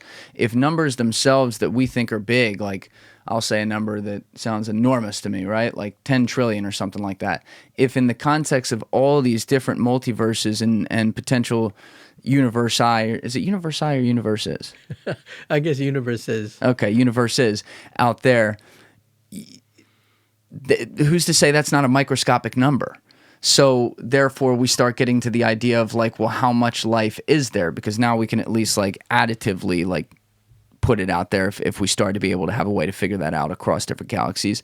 And when you start thinking about that, you're like, okay, well then why doesn't life interact as much? Which we'll talk about the whole phenomenon and aliens and stuff, which is something you've gone on record about over the past few years. We'll get there. But, you know, if numbers are a human creation as to how we understand the universe, why do we have to think that fine-tuning doesn't mean that there aren't billions or trillions or numbers we can't think of, permutations of life that actually do exist out there within whatever a way bigger number is of potential universes or universes that have no life, that just exist because they don't have that fine-tuning?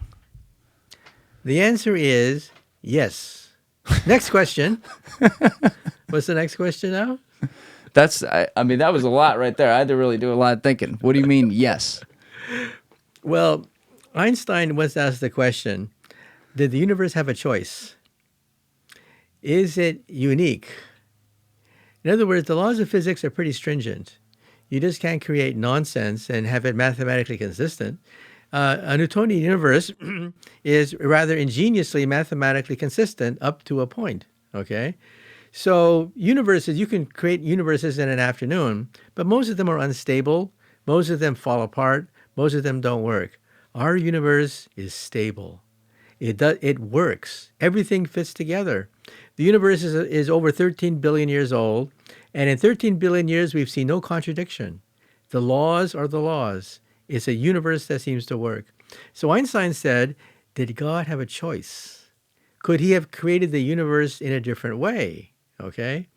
Well, we don't know the answer to this, but string theory says the following, that there is one master equation, which we now call M theory. One master equation which gives you everything in the universe. But this M theory says the original universe was unstable.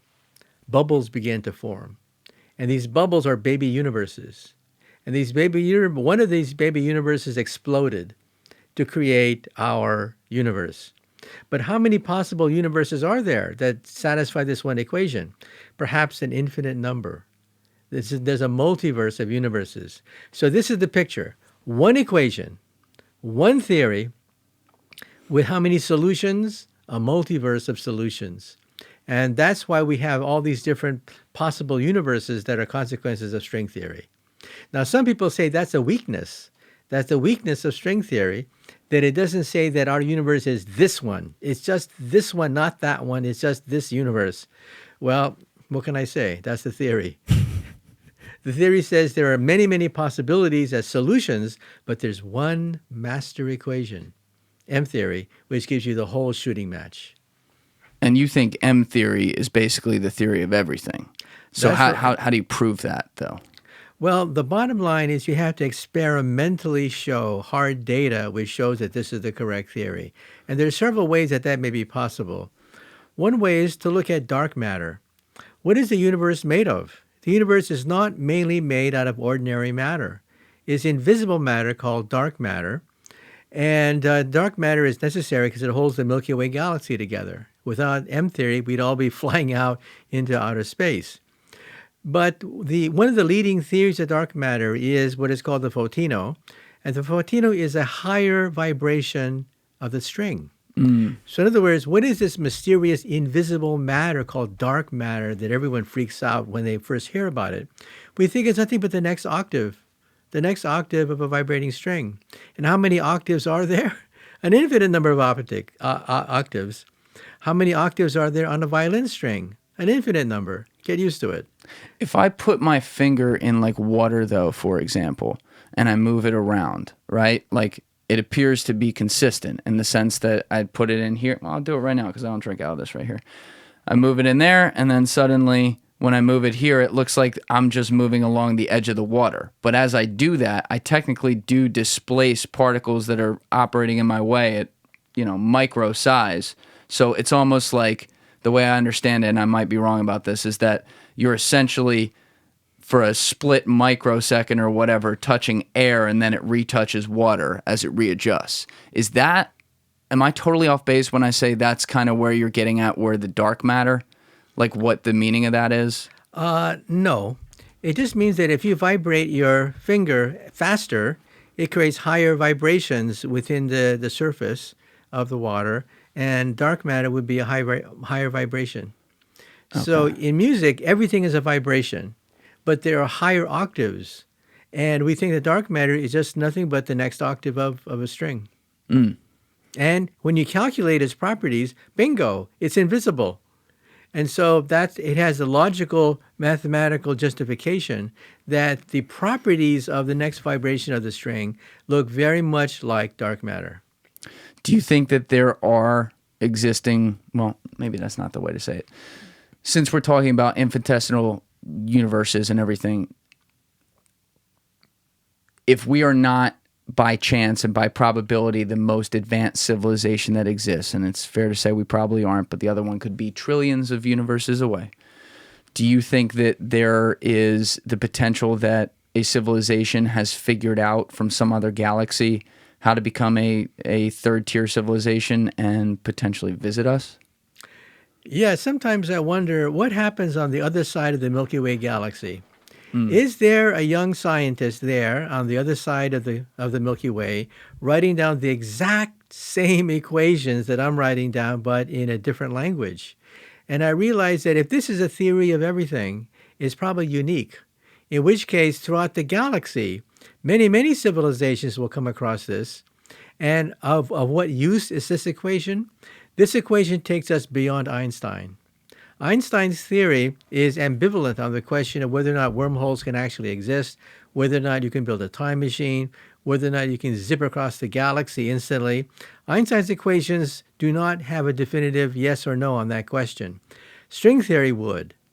In which case, if wormholes are really possible, and they are a type 3 civilization, they would be able to manipulate the Planck energy. The Planck energy is the energy at which space and time become unstable. Now, many people say, well, doesn't that violate the laws of physics? Isn't it nonsense? But at a certain point, the known laws of physics begin to break down. And they break down at the Planck energy, 10 to the 19 billion electron volts. That is a quadrillion times more powerful than our most powerful atom smasher based in Geneva, Switzerland. That is the Planck energy. The Planck energy is the energy at which space becomes unstable. Bubbles begin to form in this space, and these bubbles are gateways, wormholes to other universes. And so we think that a civilization out there, smart enough, advanced enough, would eventually use these things perhaps to zip around the Milky Way galaxy. In principle, you could go faster than the speed of light by zipping through a wormhole. That makes me question UFOs, though, when you say that. And the reason is UFOs are supposedly these ships that we see that come into our galaxy. There's been alleged crashes and things like that exist in a way that we assume they have much more power than, say, our rockets or planes, obviously, and things like that. But we can see them. They obviously move to where the human eye has become aware of them if they have, in fact, been sighted, which tells me that that would be almost, in a way, moving microscopically slow for a tier 3 civilization that has figured out, the relationship with time and light and stuff like that. Why would we ever see anything? Why would there be something like a drone or a Tic Tac or a full-blown UFO ship that comes in if it's coming from a civilization that would almost seem to have something like that considered to be completely in the rear view? Well, any civilization that advanced that can use wormholes to zip across the Milky Way galaxy would eventually want to stop and look around and see what's out there. And that's when they would have to have drones that would be then sent to explore these different planets. Now, these drones could be part organic, part mechanical, but they themselves do not need a starship to land on the Earth. They would simply shoot drones, which would then land on the planet Earth. So when we finally meet them, they could be robotic, they could be part biological, any possibility. But the reason why they're able to reach us to begin with is because they went through a wormhole. That is the only way that we know of to go faster than the speed of light. But if they, so you're using a term like drone, though, which I guess is just something we've crafted as a term to refer to these flying objects that we put in the sky. But who's to say that they even, like, I don't understand why they would have a drone, in air quotes there, that could move slow enough that would allow them to be seen. And maybe this is another thing I do throw out there as someone who does believe in the phenomenon and what's been going on. But, like, you know, just playing devil's advocate, maybe they look at it and they're like, they can simulate these outcomes ahead of time. Maybe we're this rich experiment for them just to see how we respond to certain impeti or impetuses, whatever it is, and things like that, in the sense that, okay, I'm an alien civilization, I'm exploring Earth, let's let them see one. Let's see how they respond to that. Let's see how the human mind freaks out to that, or denies it, or accepts it, or whatever. Do you think that maybe that is the reason why we're able to, quote unquote, see these things? I think it's simpler than that. I think that as they explore outer space, they send drones out there. And if you saw the movie 2001, I think gives you a pretty accurate portrayal of how it would actually happen. That they would put a probe on the moon. Why the moon? Because the moon has no friction, no erosion. Things are stable for billions of years. And it's a listening post where they can scan the solar system to see what life forms can exist. And then once in a while, they would land on the planet to, have close-up views of what's happening there. And the other thing about the movie 2001 is that these drones self-replicate. Toward the end of the movie, you saw thousands of these drones surrounding Jupiter. That's important because how do you colonize the universe? If you put a drone on the moon and makes copies of itself, these are called von Neumann probes. Von Neumann probes are probes that make copies of themselves and shoot out to the next generation of planets. They then colonize those planets and shoot out once again. So with one probe, you have two. With two probes, you have 4, 8, 16, 32, 64, 128 probes until you have a sphere of billions of probes expanding near the speed of light, or perhaps even superluminal velocities, colonizing the galaxy. That is the most mathematically efficient way to explore the universe. Forget the Enterprise in Star Trek.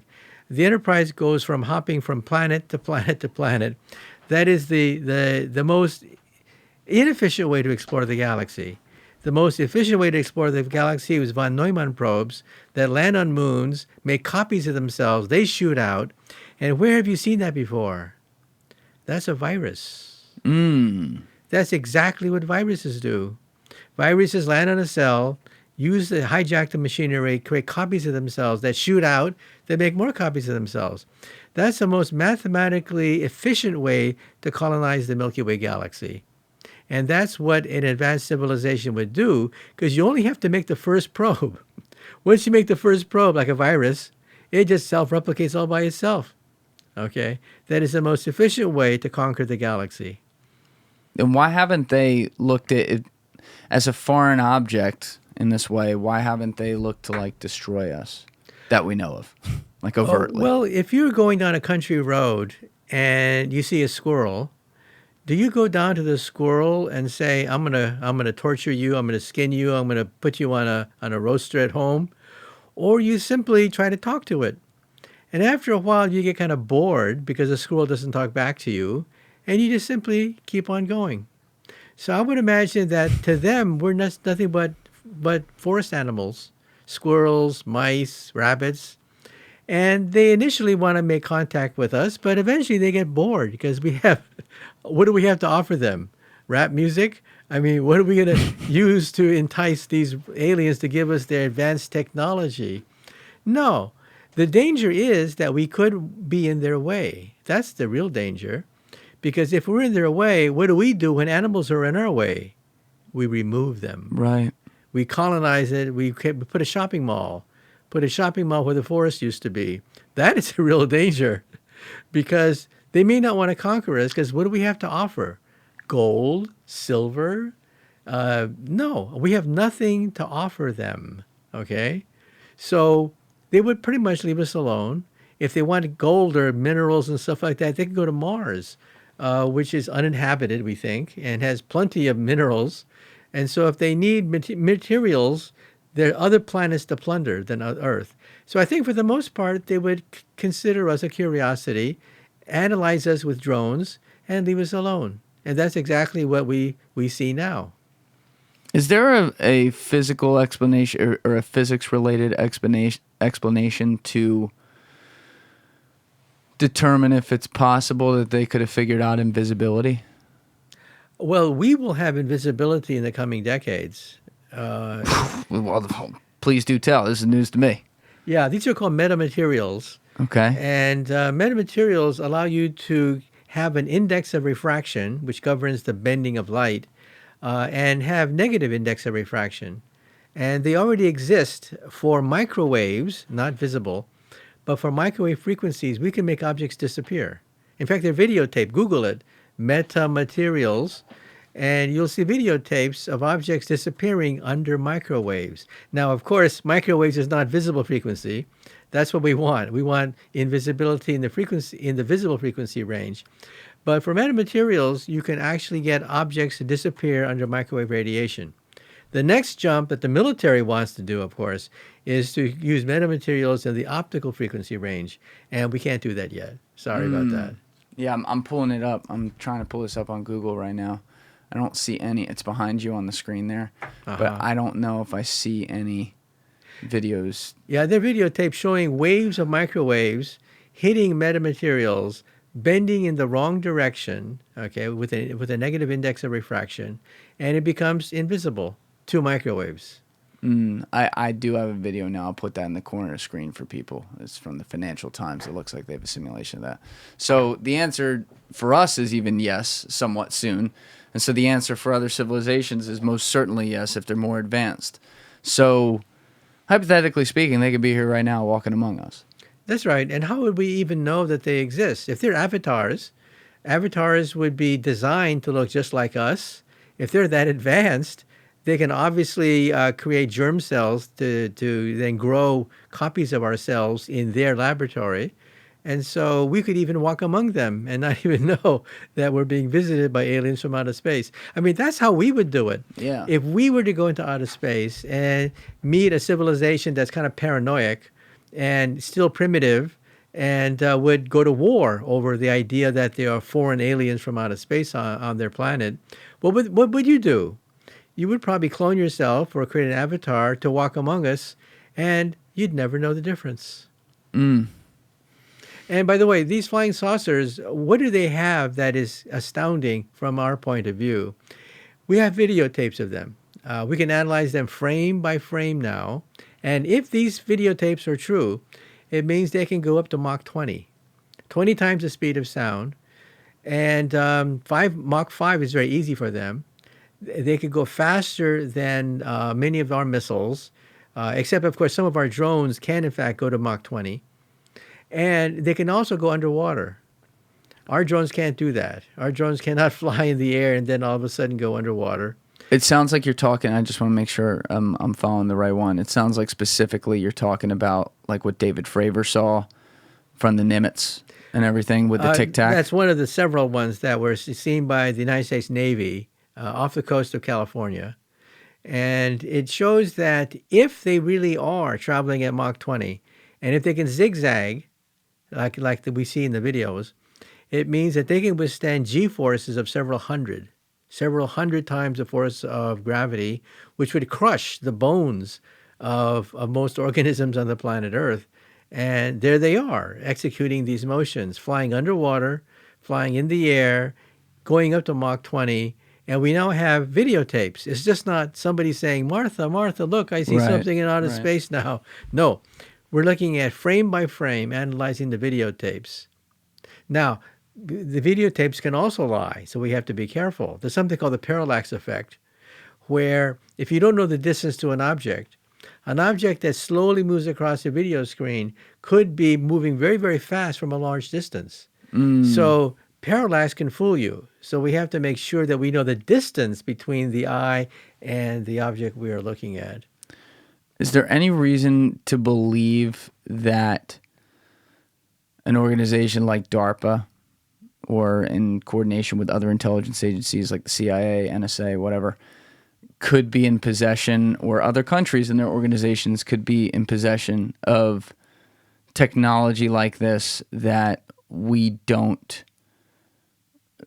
can't comprehend? I mean, I had James Fox in here for a couple episodes. He's a brilliant UFOologist who has made incredible documentaries.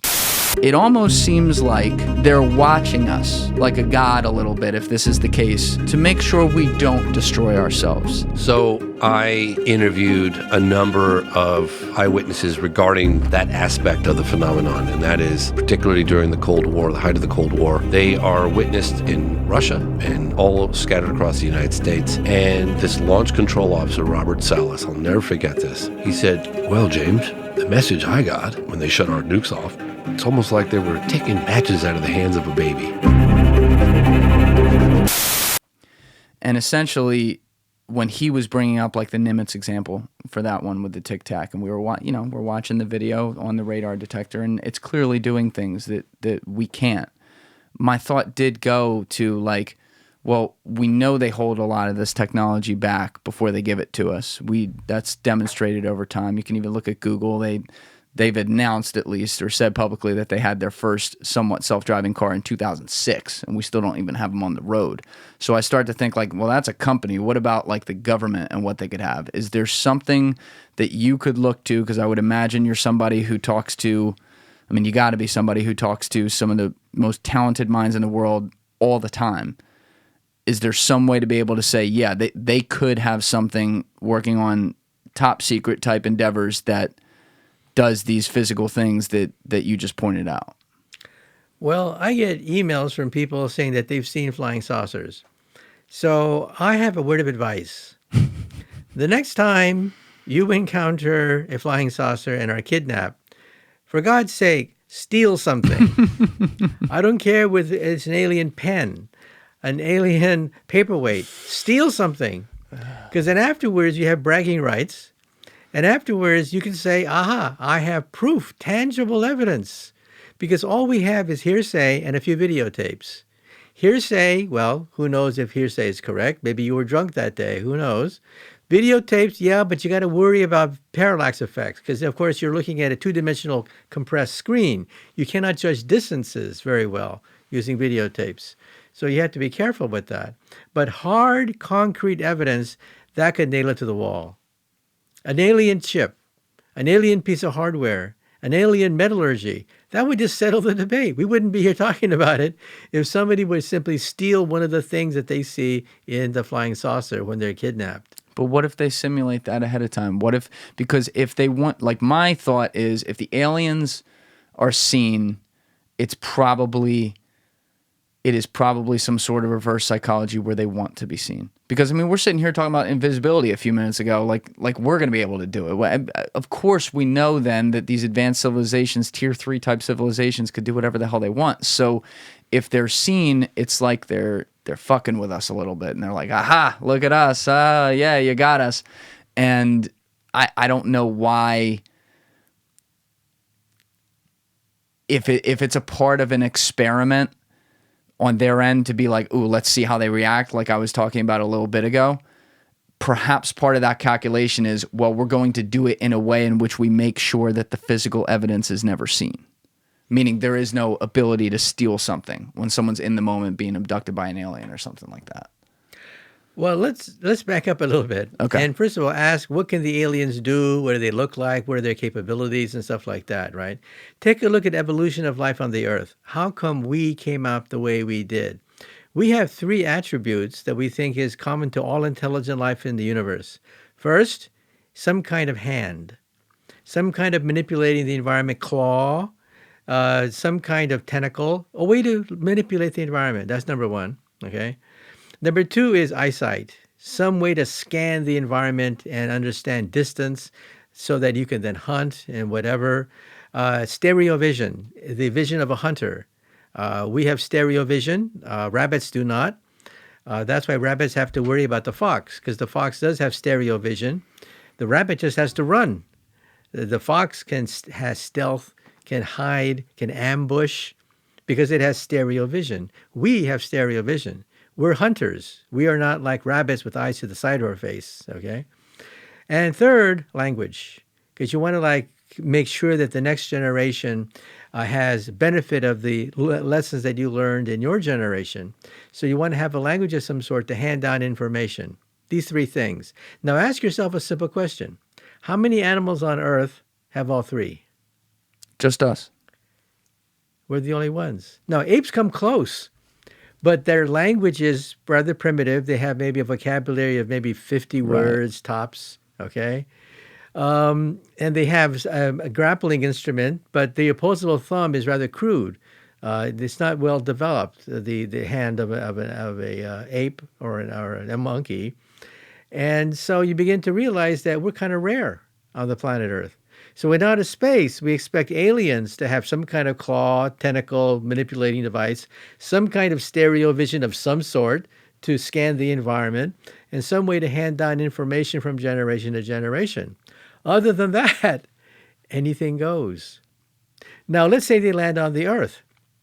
What are they going to do on the Earth? Well, let's reverse it. If you were the aliens now, and you landed on the Earth, and you saw a bunch of squirrels, right? Mm-hmm. What are you going to do? Are you going to give the squirrels the advantage of nuclear energy, the advantage of advanced mathematics, the advantage of rocketry and stuff like that, right? But they might think that's cute.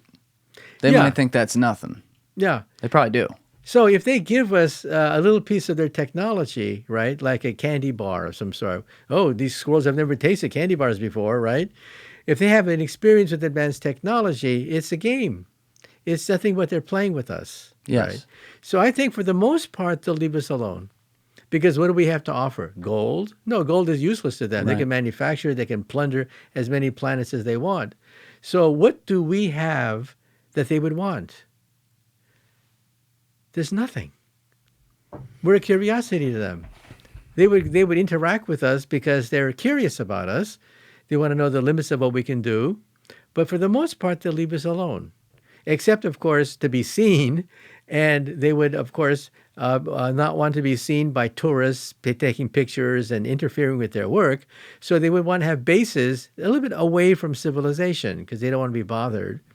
And maybe that's the reason why they have underwater sightings. Maybe their base is underwater. Who knows? That starts to get real weird if you start thinking about that. I mean, my God. I mean, sometimes when I look at people in culture, I say this all the time, but it could be good or bad, but I'll be like, maybe that person's an alien. Maybe you're an alien. Maybe there's something different about you, and that's why you know all these things, and you're coming here in human form to teach it all to us. Like, I mean, I'd be down with that. I think that's pretty cool, right? Yeah, not bad. Gee, I don't have your mic on. Sorry, Gio. I'll turn it on a little bit.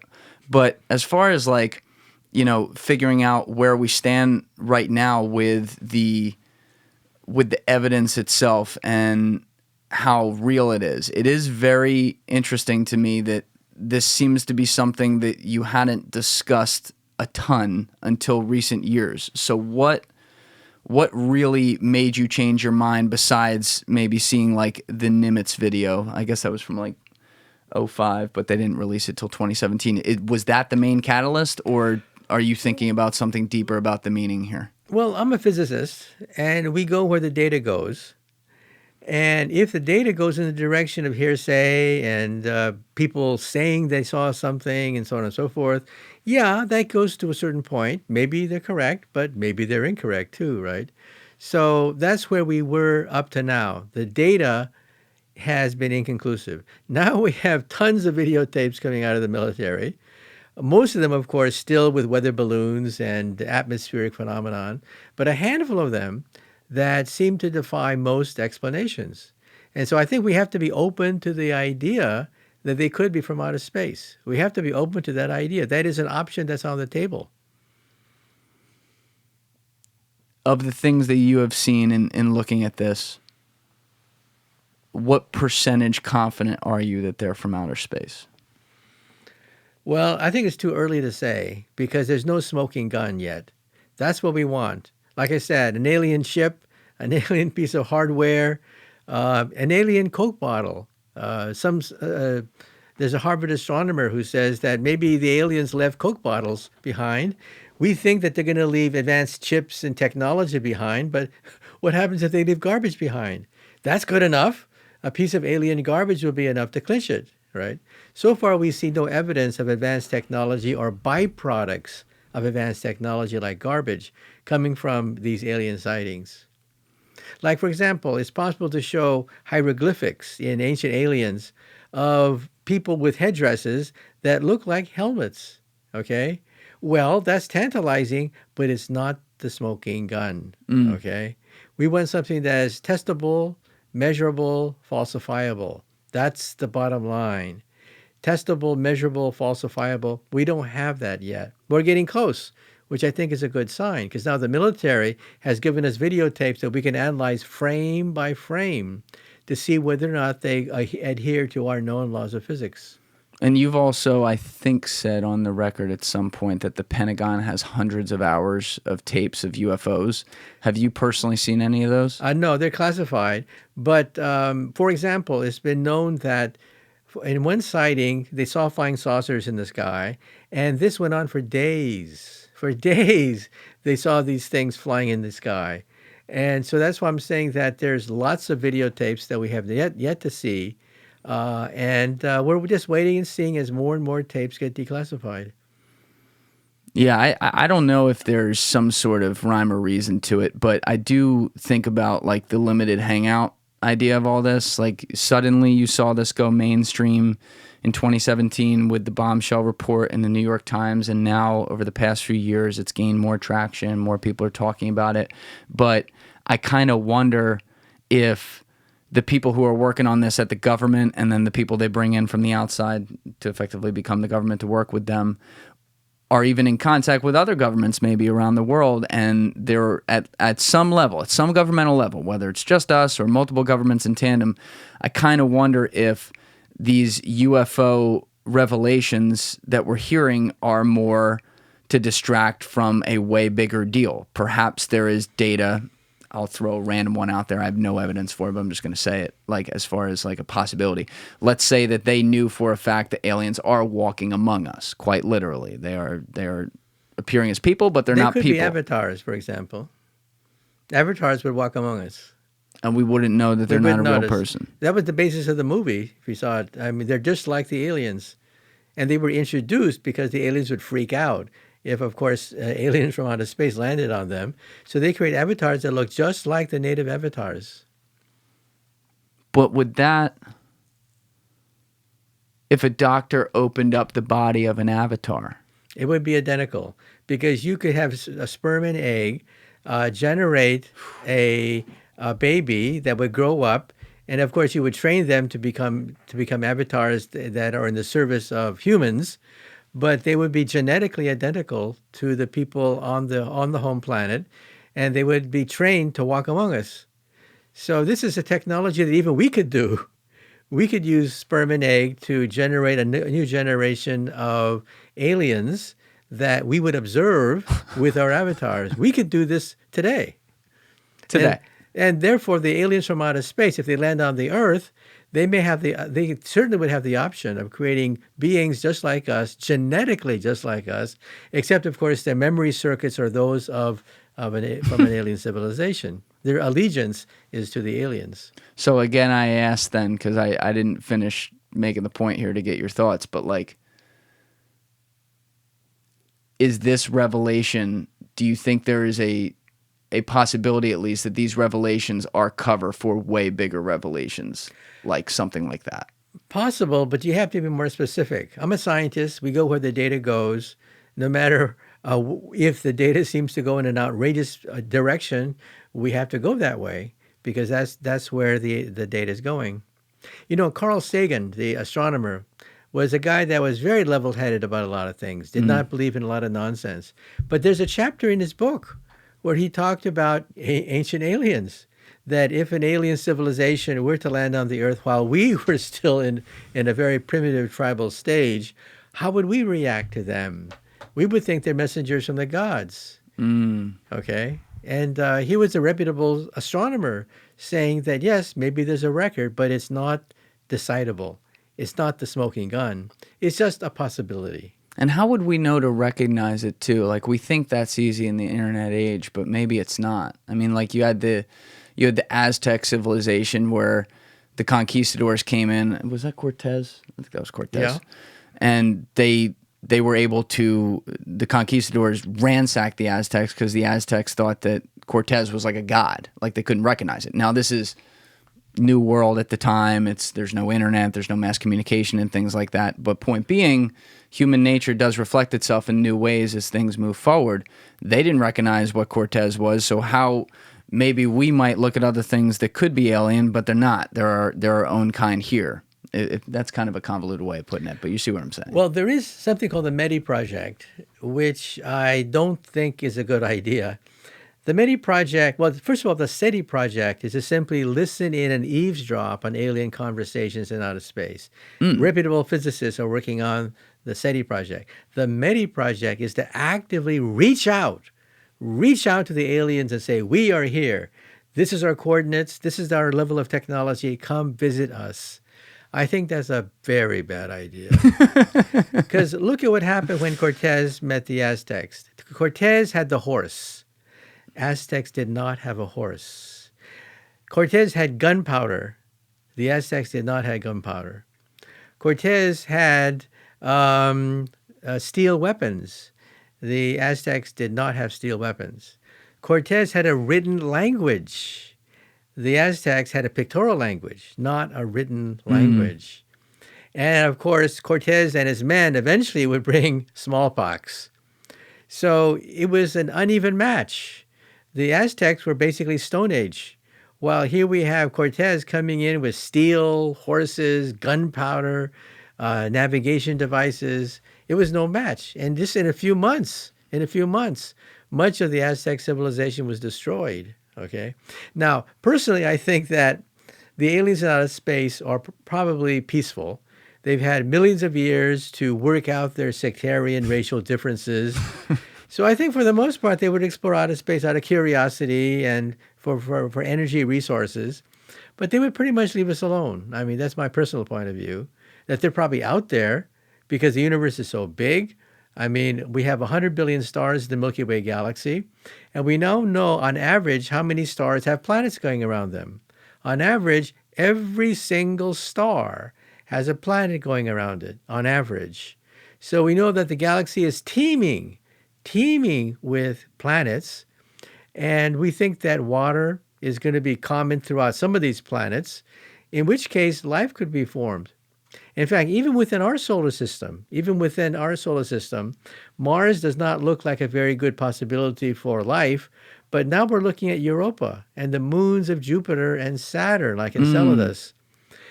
Life could exist because oceans there have more water than on the Earth. I repeat, there's more water in the moons of Jupiter than on the planet Earth.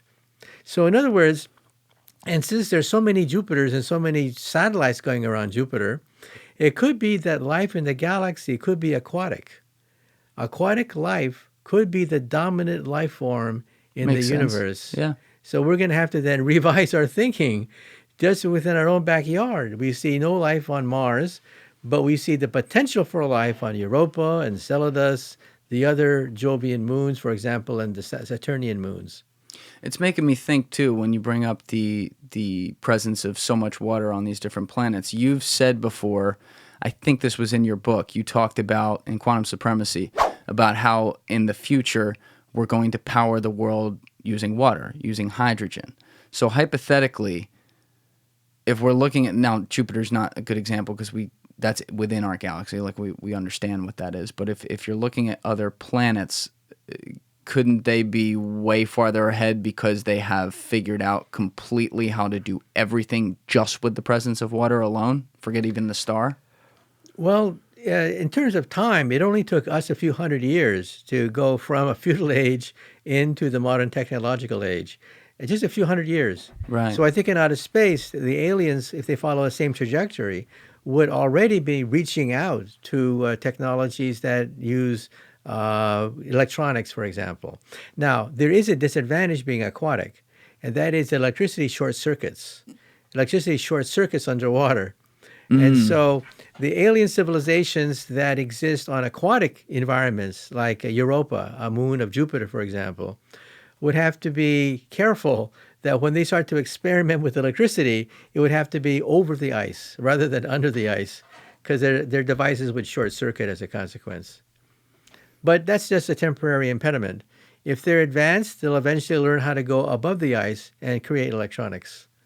And then on our end, though, we're also looking, like, we've spent so many years now pounding the table with solar energy. Like, I would have thought as a non-scientist that, like, oh, that would be the next frontier. But you seem to think that we'll figure that out and move it faster. Maybe you can explain that, but that we're going to skip and use mostly water.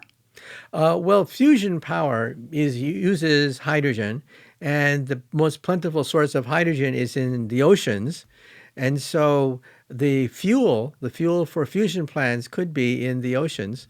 And we're going to have fusion power in the coming decades. By mid-century, fusion plants should be rather commonplace. And of course, the energy there is limitless. Fusion plants do not melt down, unlike uranium plants, which do melt down. They create no nuclear waste, or hardly any nuclear waste at all. And if there's an accident, they simply shut off. So we're talking about the ideal source of energy. That's the energy source of Mother Nature. Mother Nature does not use uranium. Uranium is messy, creates meltdowns, contaminates the area around you. Nature doesn't use uranium. Nature uses fusion power, which is clean, no meltdowns, tremendous amounts of energy, and seawater is the basic ingredient. So I think that when we meet aliens from outer space, they'll probably already be in the fusion age.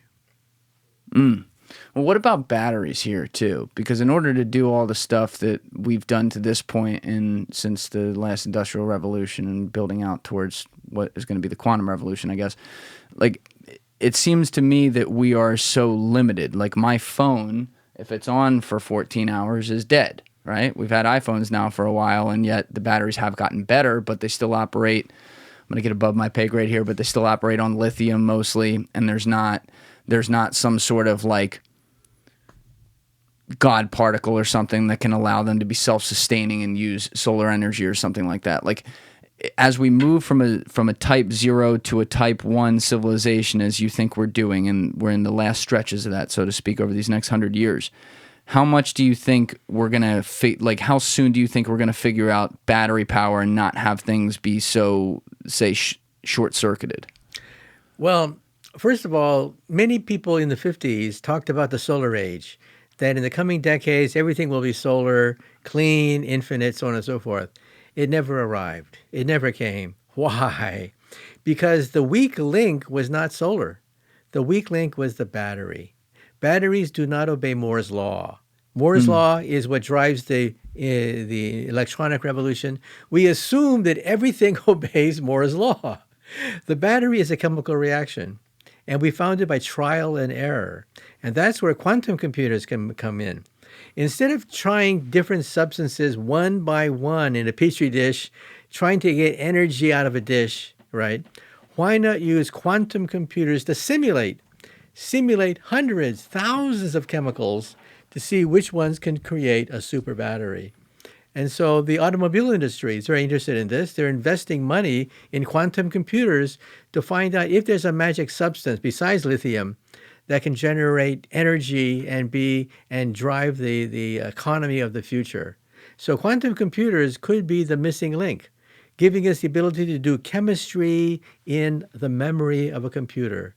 Think about that. You can perform billions of experiments just with a push of a button, rather than bankrupting yourself, creating different chemicals and testing them each one out to see whether or not they have the same electrolytic properties as lithium. So I think that's where quantum computers already are being used to try to look for the super battery.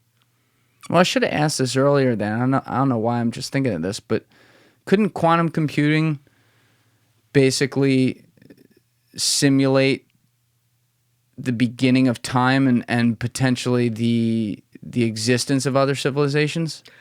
Right. In my book, I realized that quantum computers, because they're so powerful, can simulate the Big Bang and can give us details of why the universe banged this way rather than banging the other way.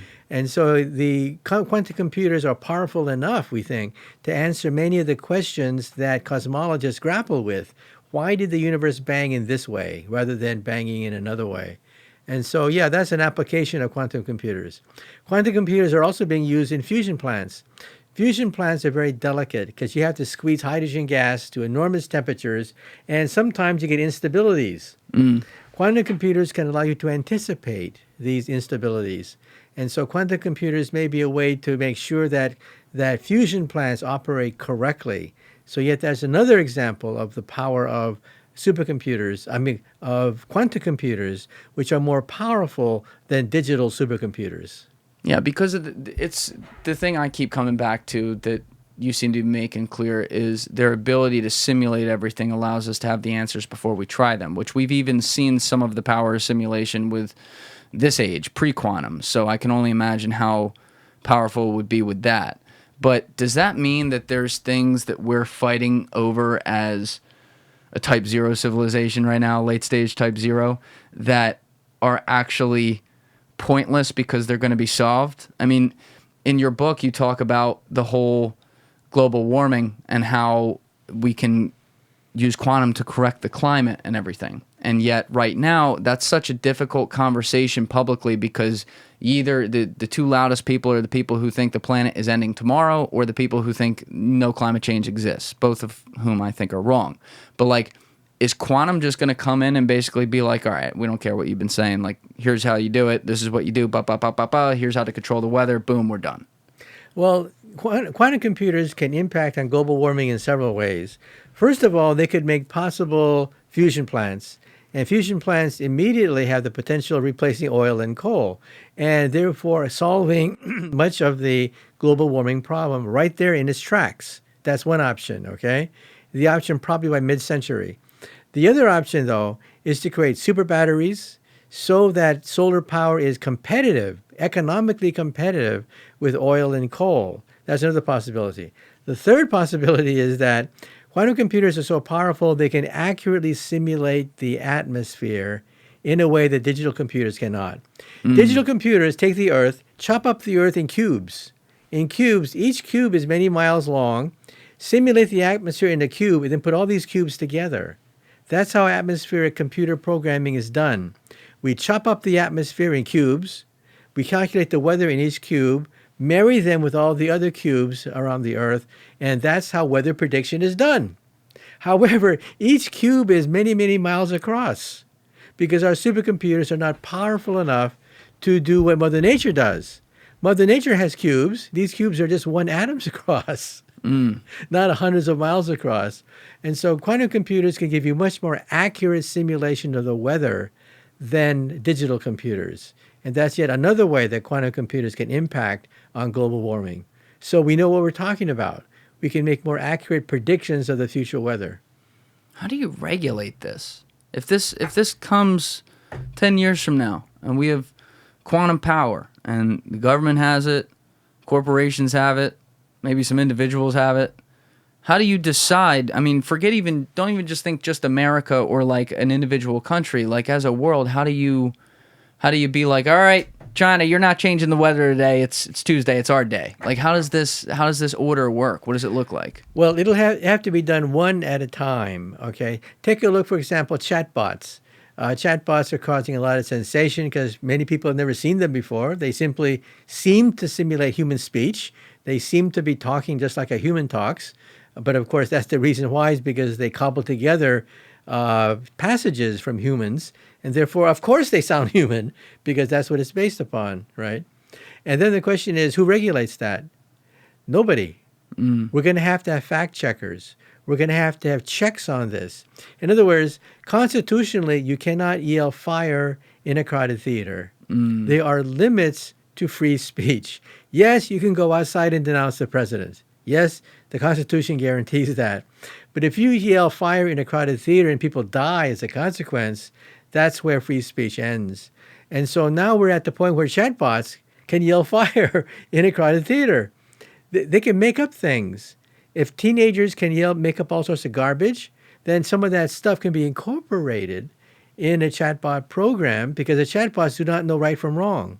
Okay, so that's the simplest application of the chaos that chatbots can create, and how quantum computers can help to minimize the chaos that chatbots will create, because chatbots simply plagiarize everybody, including teenagers who write all sorts of nonsense on the web.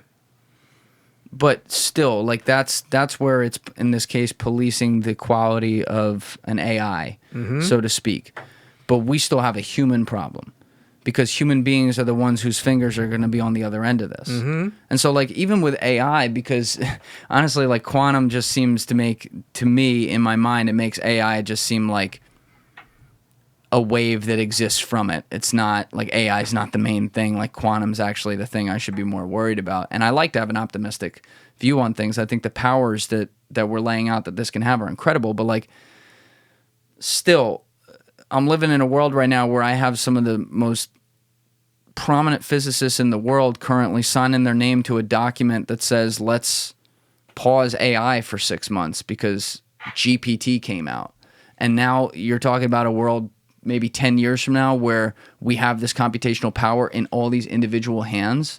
Again, I go back to that question, like, how do you talk about, like, an exponential, having to have an exponential understanding of human behavior. How the hell can we stop some sort of catastrophe where, you know, an interested party, say a country, gets possession of something and uses it for not good? And that could be us too, by the way. I'm not saying that's somewhere else. Well, that's been the way of warfare. We saw that dramatically during World War II, where the Nazis systematically tried to use the mass media to promote its goals and its ideology and its thinking and stuff like that. So we know it does exist. And the superpowers today will do that. They have divisions which create all sorts of nonsense to try to confuse the picture and try to muddle the waters of a neighboring country that already exists. The point is that chatbots just make it worse. It already exists. It's already there. Disinformation. Whole divisions of governments are designed to create disinformation, right? The question is, how do you regulate it? And I think it's going to be done piece by piece. We live in a democracy, a lot of different competing interests, a lot of noise out there. But hey, it works. Democracy works. And so we're going to have to wait for different kinds of chaos to happen. And then democracies will democratically discuss it point by point and come to some kind of resolution that everyone agrees with. In other words, when you yell fire in a crowded theater, where do you draw the line? How many people have to be affected? How big is the theater? How much do you influence people by yelling fire? There's a lot of, like, you know, fine tuning that goes involved. But that's how the way democracy is. Democracy comes out with general principles, and the fine tuning is done by vigorous debate among people. But in the future, say fast forward as a type 1 civilization, does this not even matter anymore? Because you have things like democracy or insert blank here, terminology here, thing we fight over here. And it sounds like you were describing a world in your book where that won't matter because technology will be so smart and we will be so ingrained with its intelligence that we will accept its answer as how it actually is because it's quote unquote inarguable. I might be stretching that there, but... Well, I think the power of democracy is that people talk back and debate things and chew things to death.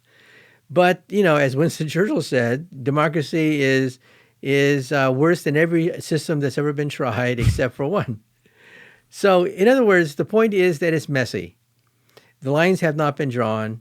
We're simply doing it for the first time. But that's the way it was during World War II, okay, when we saw what propaganda would do for the first time. We've never seen propaganda used on that kind of scale before, right?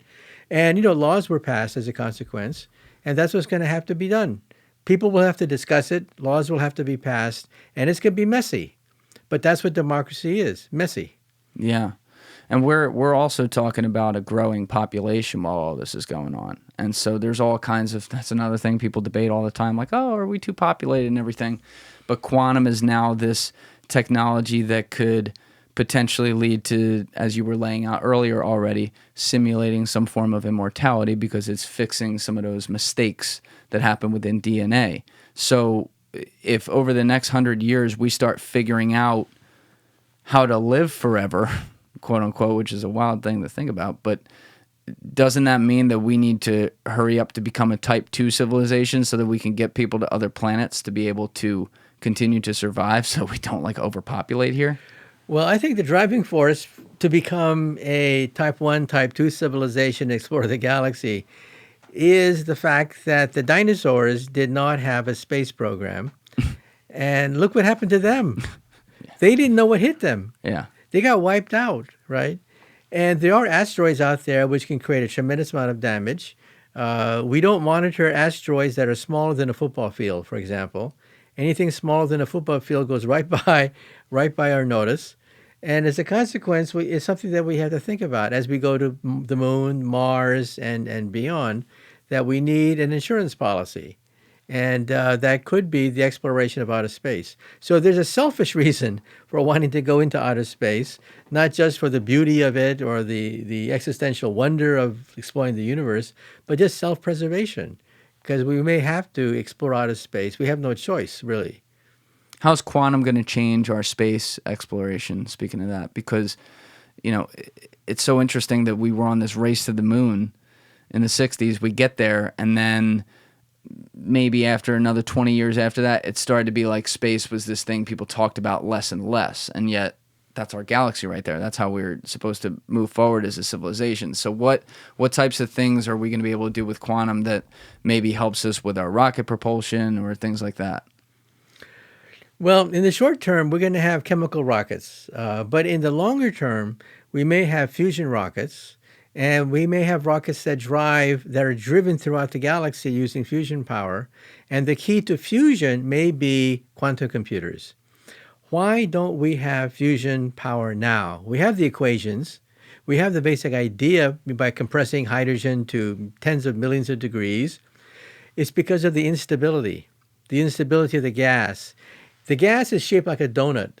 If I have a donut and I squeeze a donut, then things barrel out in that direction or they shoot out in that direction. It's very difficult to squeeze a donut, but you have to do that for a fusion plant because gravity compresses evenly. That's why stars are circular. But magnetism has a north pole and a south pole, which means you have to have a donut rather than a sphere. And that's what makes fusion so easy in outer space, but so difficult here on the planet Earth. But that's where quantum computers comes in, because quantum computers can then calculate the instability of the vacuum and allow you to compensate for it. Today, if it's unstable, what do? We have to change the magnetic field. But, we're talking about changing tons and tons of steel and copper. It's much better to do that in the memory of a computer. With the push of a button, you can then alter the dynamics of the magnetic field. And so that's why we think that fusion will be accelerated with the coming of quantum computers that can compute the instability of the hydrogen gas. So what could that leave our universe then at a certain speed, and then once it gets into space, travel at an entirely different speed? Like a ridiculous speed if we did that, if we worked with a method like that? Well, let's talk about different propulsion systems, okay? First of all, we have chemical rockets, which cannot reach the stars. It'll take 70,000 years for a Saturn rocket to go from the Earth to the nearest star, Alpha Centauri. 70,000 years for the Saturn rocket to make that journey. The next step beyond that would be fusion plants, fusion reactors, and antimatter reactors.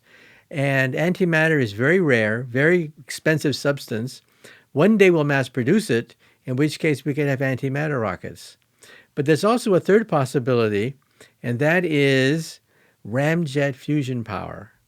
Now, how do rockets differ from jets? Rockets have their own oxidizer. Everything is self-contained inside a capsule.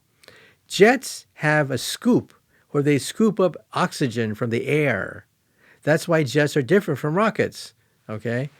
Now, in outer space, there's hydrogen gas. Lots of hydrogen gas in outer space.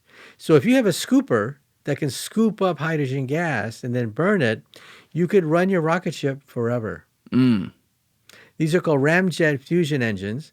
And some people think that that's the way to explore the galaxy now, not just the nearby stars, but the galaxy using ordinary hydrogen gas that's naturally found in outer space, burning it in the fusion reactor and using that as a basic ingredient. Now, there's some technical problems with it, but that's one option. What are the Ramjet technical fusion problems? powers. What are the technical problems? The distribution of hydrogen gas. Hydrogen gas is not uniformly distributed throughout the galaxy. And you want to be in a place where there's lots of free hydrogen gas because there's fuel for free. But you want to make sure there's enough of it to drive your engines. And quantum could help with simulating where that exists. Again, because quantum would be able to simulate the gas so that when you squeeze it to create fusion power, it's squeezed correctly rather than create instabilities, which would cause the whole thing to shut down. God, there's such I don't even know how you fit in a book all the possibilities with this. You don't, I assume. Well, in my previous book, The Future of Humanity, I list the various options for interstellar travel. And again, this is not for any time soon, but one day we will go to the stars, and we have to look at antimatter rockets, ramjet fusion engines, fusion power, the different kinds of options for going to the nearby stars. But beyond that would require hyperdrive. Beyond that would require wormholes. And that gets back into the whole time thing. But if we're coming back around on the original point with this, with the immortality and how we're facing that as a potential rewinding of the clock here with quantum, another thing that comes up is the concept of death itself, right? So the way we see it, we have an average lifespan as human beings right now. We die, and then if you believe in the highest power, you go somewhere. If not, it could be over, whatever.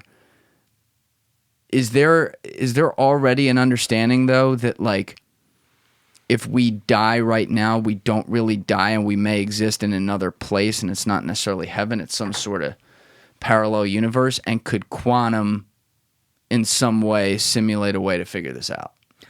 Well, academically speaking, people that have died in our universe could still be alive in another universe.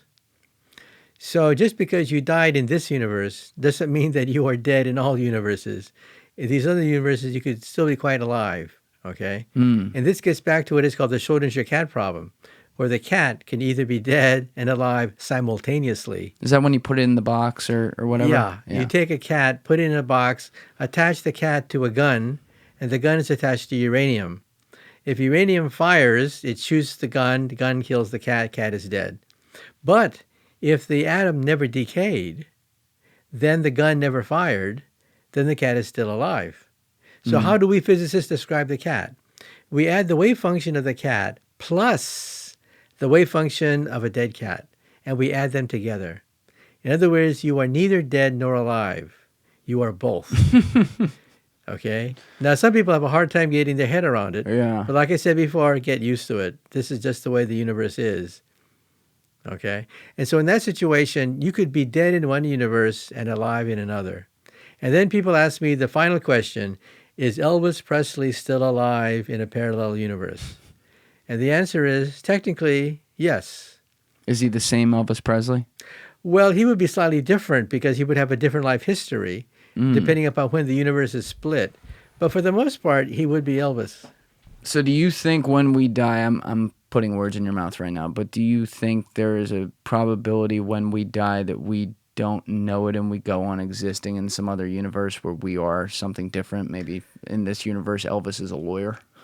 Well, that's quantum mechanics. That is that all possibilities are possible once you entertain the concept of multiple universes.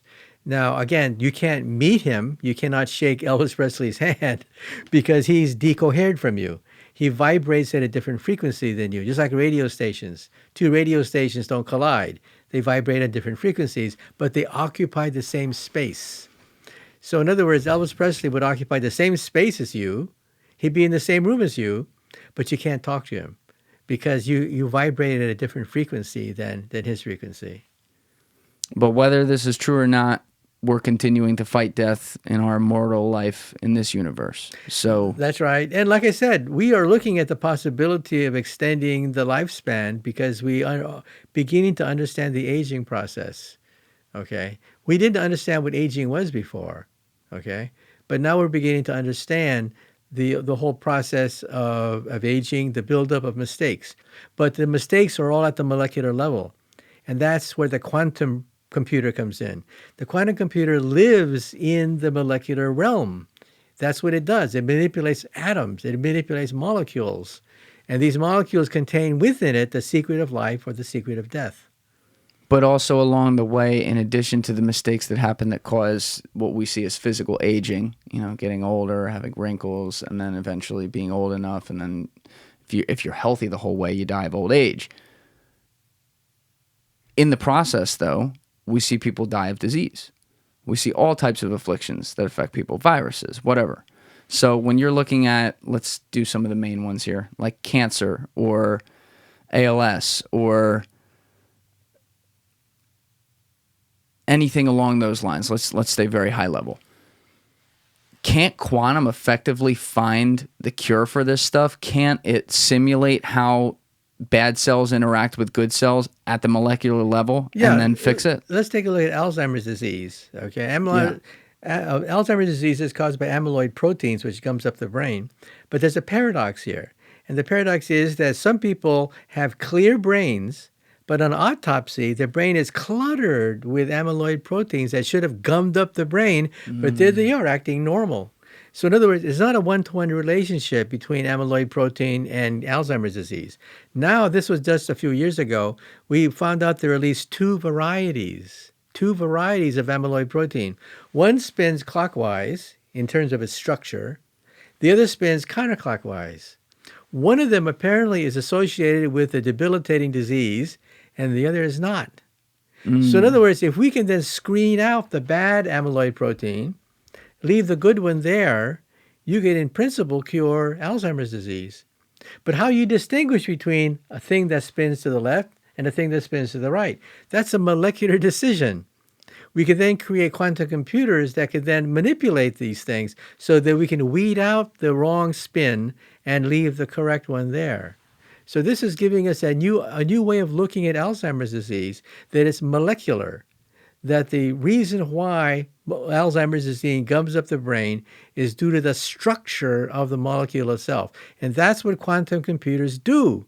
They zero in on the structure of the molecule. While modern medicine is simply trial and error. Trial and error. Penicillin, oh, let's try that. Antibiotics, oh, let's try that. No understanding of the molecular structure. We simply throw things on the wall, hope that one of them sticks, okay? Quantum computers work at the molecular level. And we're now beginning to realize that Alzheimer's disease could be a consequence of a misshapen protein. And the misshapen protein can be detected using quantum computers. That gives us an entirely new handle on Alzheimer's disease. But if quantum computers is able to detect it and simulate why that happens, we still have to be able to correct it. And if it's occurring at such a microscopic level, we may, when we first figure out what the cause is, not necessarily be able to solve it right away because we don't have the technology as a human this is to hypothetical, but because when a molecule bends one way, the other molecule bends the other way, it's possible to separate them so that you have only one molecule that spins one way. Take a look at sugar and many organic chemicals. You realize that they spin only in one direction? At the beginning of time, when humans came out of the ponds of the original ocean, one molecule was spinning one way, and we are descendants of that one molecule. Our molecules spin one way, but there's another way to spin sugar. You can actually make a counter sugar. a sugar that is bent, that twists the wrong direction, okay? And you cannot incorporate it into your body. Some people think that's the reason, that's the way to cure obesity. Give people the sugar that tastes like sugar, but it's not incorporated into the body's chemistry. It just spins the wrong way. That could work. I'd be down for that trick. Yeah. If suddenly like broccoli tasted like cake, I'd be fit as hell. That's crazy. So in other words, the point I'm raising is that all science and all nutrition and biology, medicine is all done at the molecular level. We access it with trial and error. That's how we got penicillin, right? Trial and error. That's how we get antibiotics today, trial and error. With quantum computers, it could be by design. It could say, we want to shape this molecule this way rather than this way because this molecule will work and this molecule will not work. We can now do science at the molecular level, chemistry at the molecular level. Now, will this make chemists unemployed?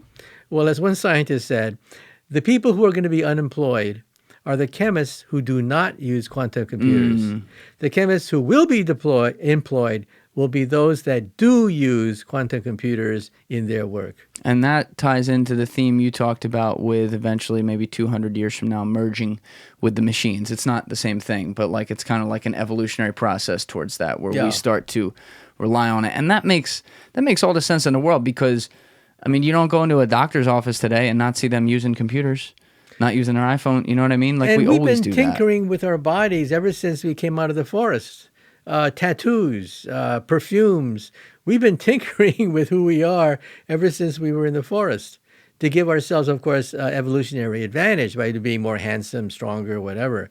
But we've been tinkering with our body for thousands of years. Is there a way that this type of technology, though, doesn't work? Meaning, like, we're making all these predictions because it does appear like quantum is coming to the forefront here, but is there a way that once they start to extrapolate how this would work, that they realize, oh, we can't simulate a million more things at once. It doesn't have that level of power. Yeah, that's always a possibility that it could be the molecules are so complicated. You know, these molecules have hundreds and hundreds of atoms inside that we don't have a handle on them, that we cannot duplicate what Mother Nature did by accident. Mother Nature is a chemist, but the chemistry of Mother Nature was honed over millions and millions of years of trial and error. So we want to do it in one generation now. And so, yeah, there's possibilities of mistakes, possibilities of dead ends, because we are talking about manipulating atoms or molecules which contain hundreds of atoms, and we could combine them incorrectly. That's always a possibility. Yeah, but a part of the scientific process, though, too, is you have to continually fail to figure out where the actual hit is. I mean, that's how we got here, to be able to say there might be something like quantum computing. Right. And the key point I want to raise is that before it was done by trial and error. How do we find new antibiotics? Trial and error. Do we systematically say we want to design an antibiotic this way? Well, in some cases, yes. But in most cases, no. In most cases, we get hundreds of petri dishes, hundreds of them, hit them with antibiotic chemicals, and just by chance, some of them work, most of them don't work at all. It's done by luck. Now we'll be able to do these things in the memory of a computer hundreds of times faster and cheaper than the old-fashioned way, which is having petri dishes and testing each dish with one chemical. How much is this going to increase human intelligence, though? Because, like, I'm thinking about that example right there. Let's say we have doctors in a room who are working on new biotechnology to cure cancer or something like that. These guys who are in there, they're not, you know, they went to school. They know what they're talking about. They can understand all the terminology. It's not like me off the street trying to solve cancer and reading what the computer says. So I have an educated professional doing that. But now we're talking about putting in the hands of educated professionals in this way technology that can do their job, that can help them make decisions at exponential quicker speeds and therefore understand things much sooner. So they are then going to have that much higher level of a human intelligence. And when you extrapolate that across the population, all different levels, we're going to have unknowns amount of intelligence that we didn't have a year before that even. Well, I look at it slightly differently. Think of a carpenter and a hammer. Does the hammer make the carpenter smarter? No. But does it increase the power of the carpenter? Yes, vastly increase the power of a carpenter. So when carpenters first encountered hammers, they realized that some of them are going to be out of a job. Carpenters who do not use hammers are out of a job. Carpenters who do use hammers have infinite job possibilities. And so in the same way with quantum computers is nothing but a hammer.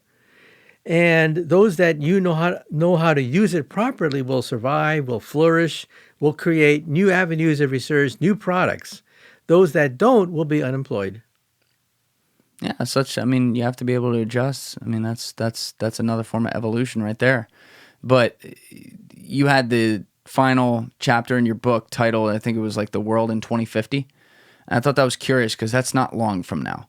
Like I've been thinking at the end of a book like this, you were talking in the 100 and 200 year increments on a lot of other things. I would think you would go that far ahead. Why did you only go to 2050 with that? Well, because when you start to go further out into the future, of course, things get hazier, and a lot of the advances in quantum technology are going to happen very soon, very rapidly. In about 10 years' time, we hope to have, well, already quantum computers are being sold. Okay, there's a Canadian company that already sells quantum computers, not as powerful as the ones that are being experimented with by Google and IBM, but yeah, they're putting them on the market now. And so this is something that is going to happen fairly soon. And so that's why I didn't want to go too far in the future. If you want to know that, get a copy of my other book where I do take you 100 years into the future. Yeah, we'll put those links in the description, by the way, so you can check out the new book. I think this episode's coming out right around when it's going to drop, but either way, the pre-link order will be there. But in your writings, in your life, you've obviously focused on the same range of topics. It just keeps on getting more complex because we are predicting the future a little better with more information as it goes on. But, I just kind of wonder, like, when you look on your own life now and having put in decades and decades and decades as a physicist, and, you came up with string theory now like 5 decades ago. It's a long time to put into the game. Do you ever worry about your work being wrong or proven wrong, or is that precisely why you want to put the work out so that it can be proven wrong? Well, I think the latter more than the former, in the sense that to err is human. I mean, we will make mistakes. Technology moves in directions that are unforeseen. But once the basic laws are understood, then the predictions start to become more and more accurate. That is, when the quantum theory was discovered in 1925, all of a sudden the consequences of that could be foreseen in a much more clearer way. Before that, before 1925, everything was magic. Okay, anything that violated Newton's laws of motion were considered crazy and magical and mystical. After 1925, all of a sudden we could dream about lasers and transistors and space programs and telecommunications and the internet. We could dream about all these things. So now we do have the quantum theory. And so now we can make predictions that are going to be wrong, but predictions that are going to be much more truer to reality because of the fact that they're grounded in the quantum theory. And we think the quantum theory, at least for our way of looking at things, is the final theory.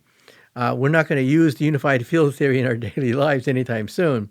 So we have the quantum theory, and we can start to make predictions that are going to be wrong, but predictions that have more validity than previously when everything was wild speculation.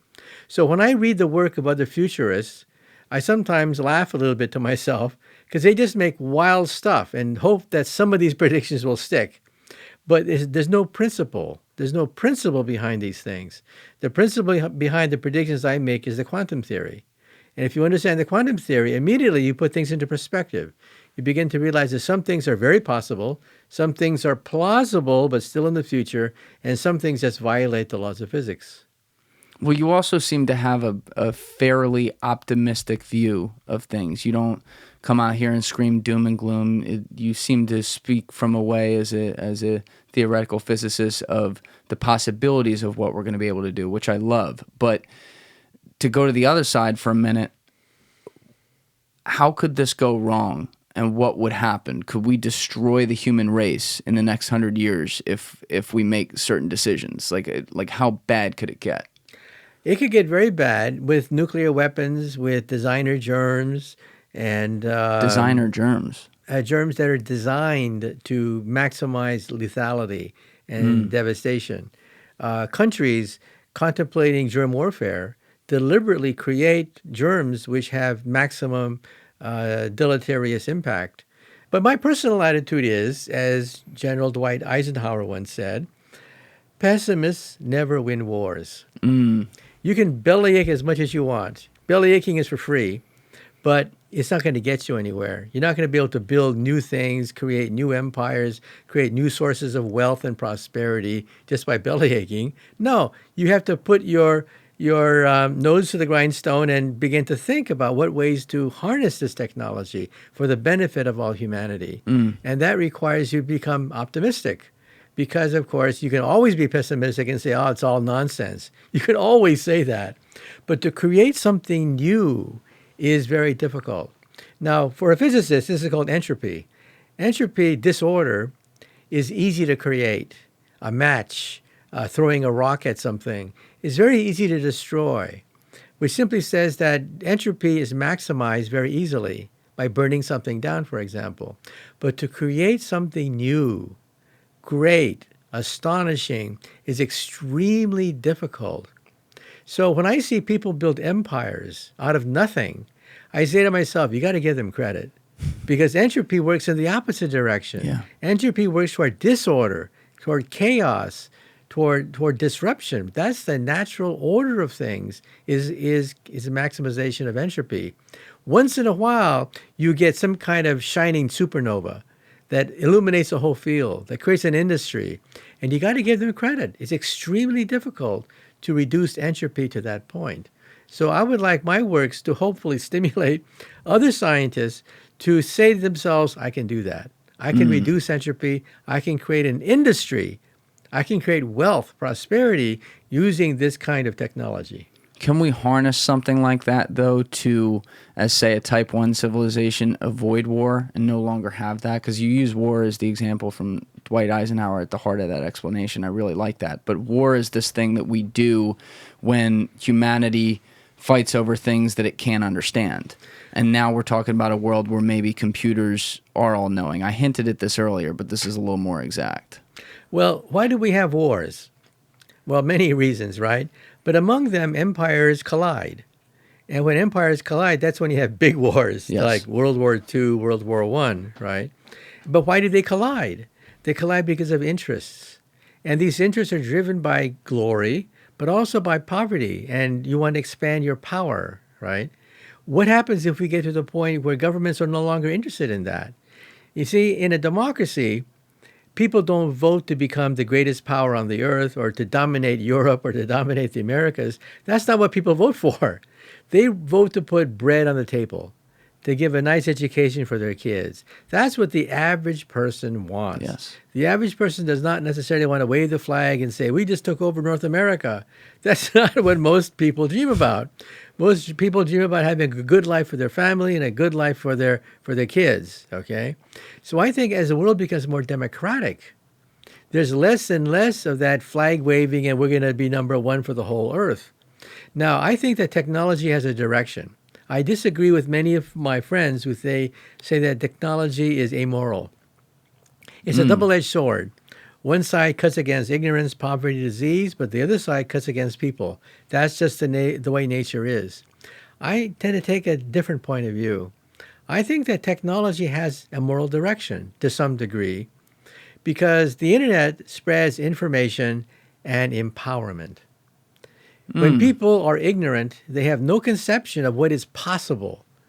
When they're exposed to what is possible, they say, I want that. I will work for that. I see the future. So empowerment gives you the main thrust toward democracy. People want to convert that knowledge to action and to get rid of the dictator so that everyone has a fair shake in society. So I think that, yes, technology can be used for bad purposes, but it's like what Deng Xiaoping once said. When you open the window, some flies come in. So yes, you can point to the flies. Yes, you can point to all the disruption and nonsense that goes on the internet. But in the main, the internet spreads empowerment. And empowerment spreads democracy. And I think that is a good thing. Because democracies do not war with other democracies. Think of every single war you learned about since you were a child. Every single war. They've always been between kings, queens, and dictators. Never between two full-fledged democracies. Now, some people say, what about America's Civil War? Wasn't that between two democracies? Well, not really. The South was not really a democracy. It was a slaveocracy. Right. But two democracies have never warred with each other because the average person inside each democracy says, what's in it for me and my family? I mean, why am I going to sacrifice my kids for the king, right? So I think that technology in the main has a direction. And I also think that the smallest unit of history is the decade. And people sometimes say, well, what about this war? What about that? When you look at life decade by decade, not year by year, but decade by decade, you see the enormous sweep of history in the direction of democracy. You realize that 100 years ago, we would be talking about kings and queens and all that kind of nonsense that goes with monarchies, right? We don't talk about them anymore. Right. They're a joke, okay? We talk about them to gossip about their love life, but other than that, who cares, right? So what I'm saying is that as democracies develop decade by decade, there's less and less power to the kings and queens of old and less power to that kind of thinking that we're going to be number one, we're going to dominate the world, and more thinking about what's in it for my family. How can I educate my kids? How can I put bread on the table? More and more people are going to be interested in that rather than putting the flag on the earth. And you're saying a morality and technology that you believe exists is what drives that. Yeah, I think as technology becomes developed, people realize, hey, I can use that. I can use that because it gives me power. Knowledge is power. And with the power, you want to do something with it. And empowerment comes a drive toward democracy, when everyone wants to have a say in their future. That's why I say that the technology in the main has a direction. Of course, as I said, decade by decade, year by year, you can see all sorts of nonsense that seems to prove that I'm wrong. But decade by decade, over the decades now, you realize how far we have come. You realize that since World War II, the greatest movement of people has been toward the middle class. The greatest motion in history of Homo sapiens took place after World War II with China, India, and other countries attaining middle-class status. It's never happened before in world history. And it's because, knowledge is spreading throughout the world, and knowledge means empowerment.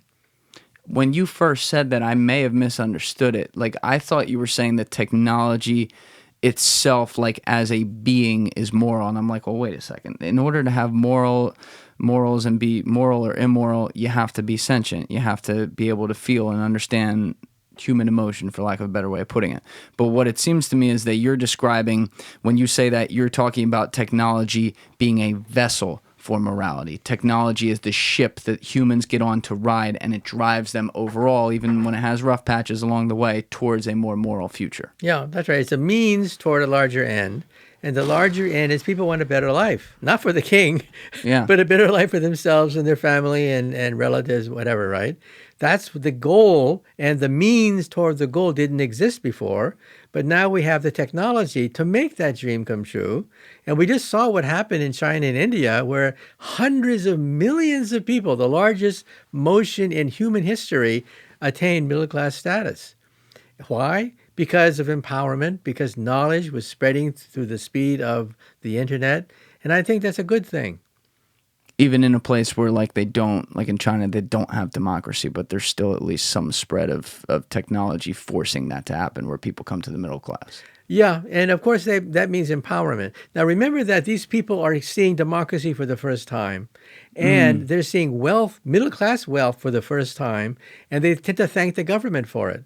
So they think it was the government that did everything. No, it was technology harnessed by people that are participating in the democratic venture that caused this whole thing to happen. But it does mean that some people will think that, oh, my government did all the work. No, it wasn't that at all. It was the hard work of people who believed in democracy, believed in development, that made this whole possible. That's my brain's fried, Gio. How about you?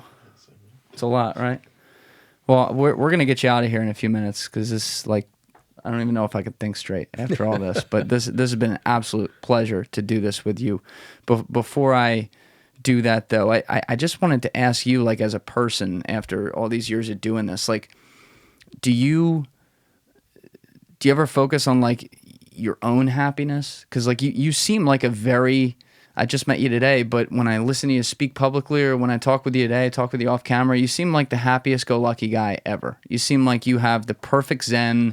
You kind of overlook all this bullshit type zero civilization stuff we fight over, and I'm sure you still worry about some of it, but you know, you're able to kind of focus on the things you love, which is the universe and what it all means. Like, would you consider yourself a very happy person? Well, when I was in elementary school, there was a pamphlet about future jobs. And I picked up one pamphlet, and it said, what's the relationship between a baseball player and a physicist? And I said to myself, well, that's a dumb question. I mean, there is no relationship between a physicist and a baseball player. And the answer to the pamphlet was no. They both get paid to do what they love. And I said to myself, you mean I could get paid to be a scientist? I could get paid to be a physicist? People are going to pay me to be a physicist? To understand the universe and the laws of nature and to participate in the great march towards science?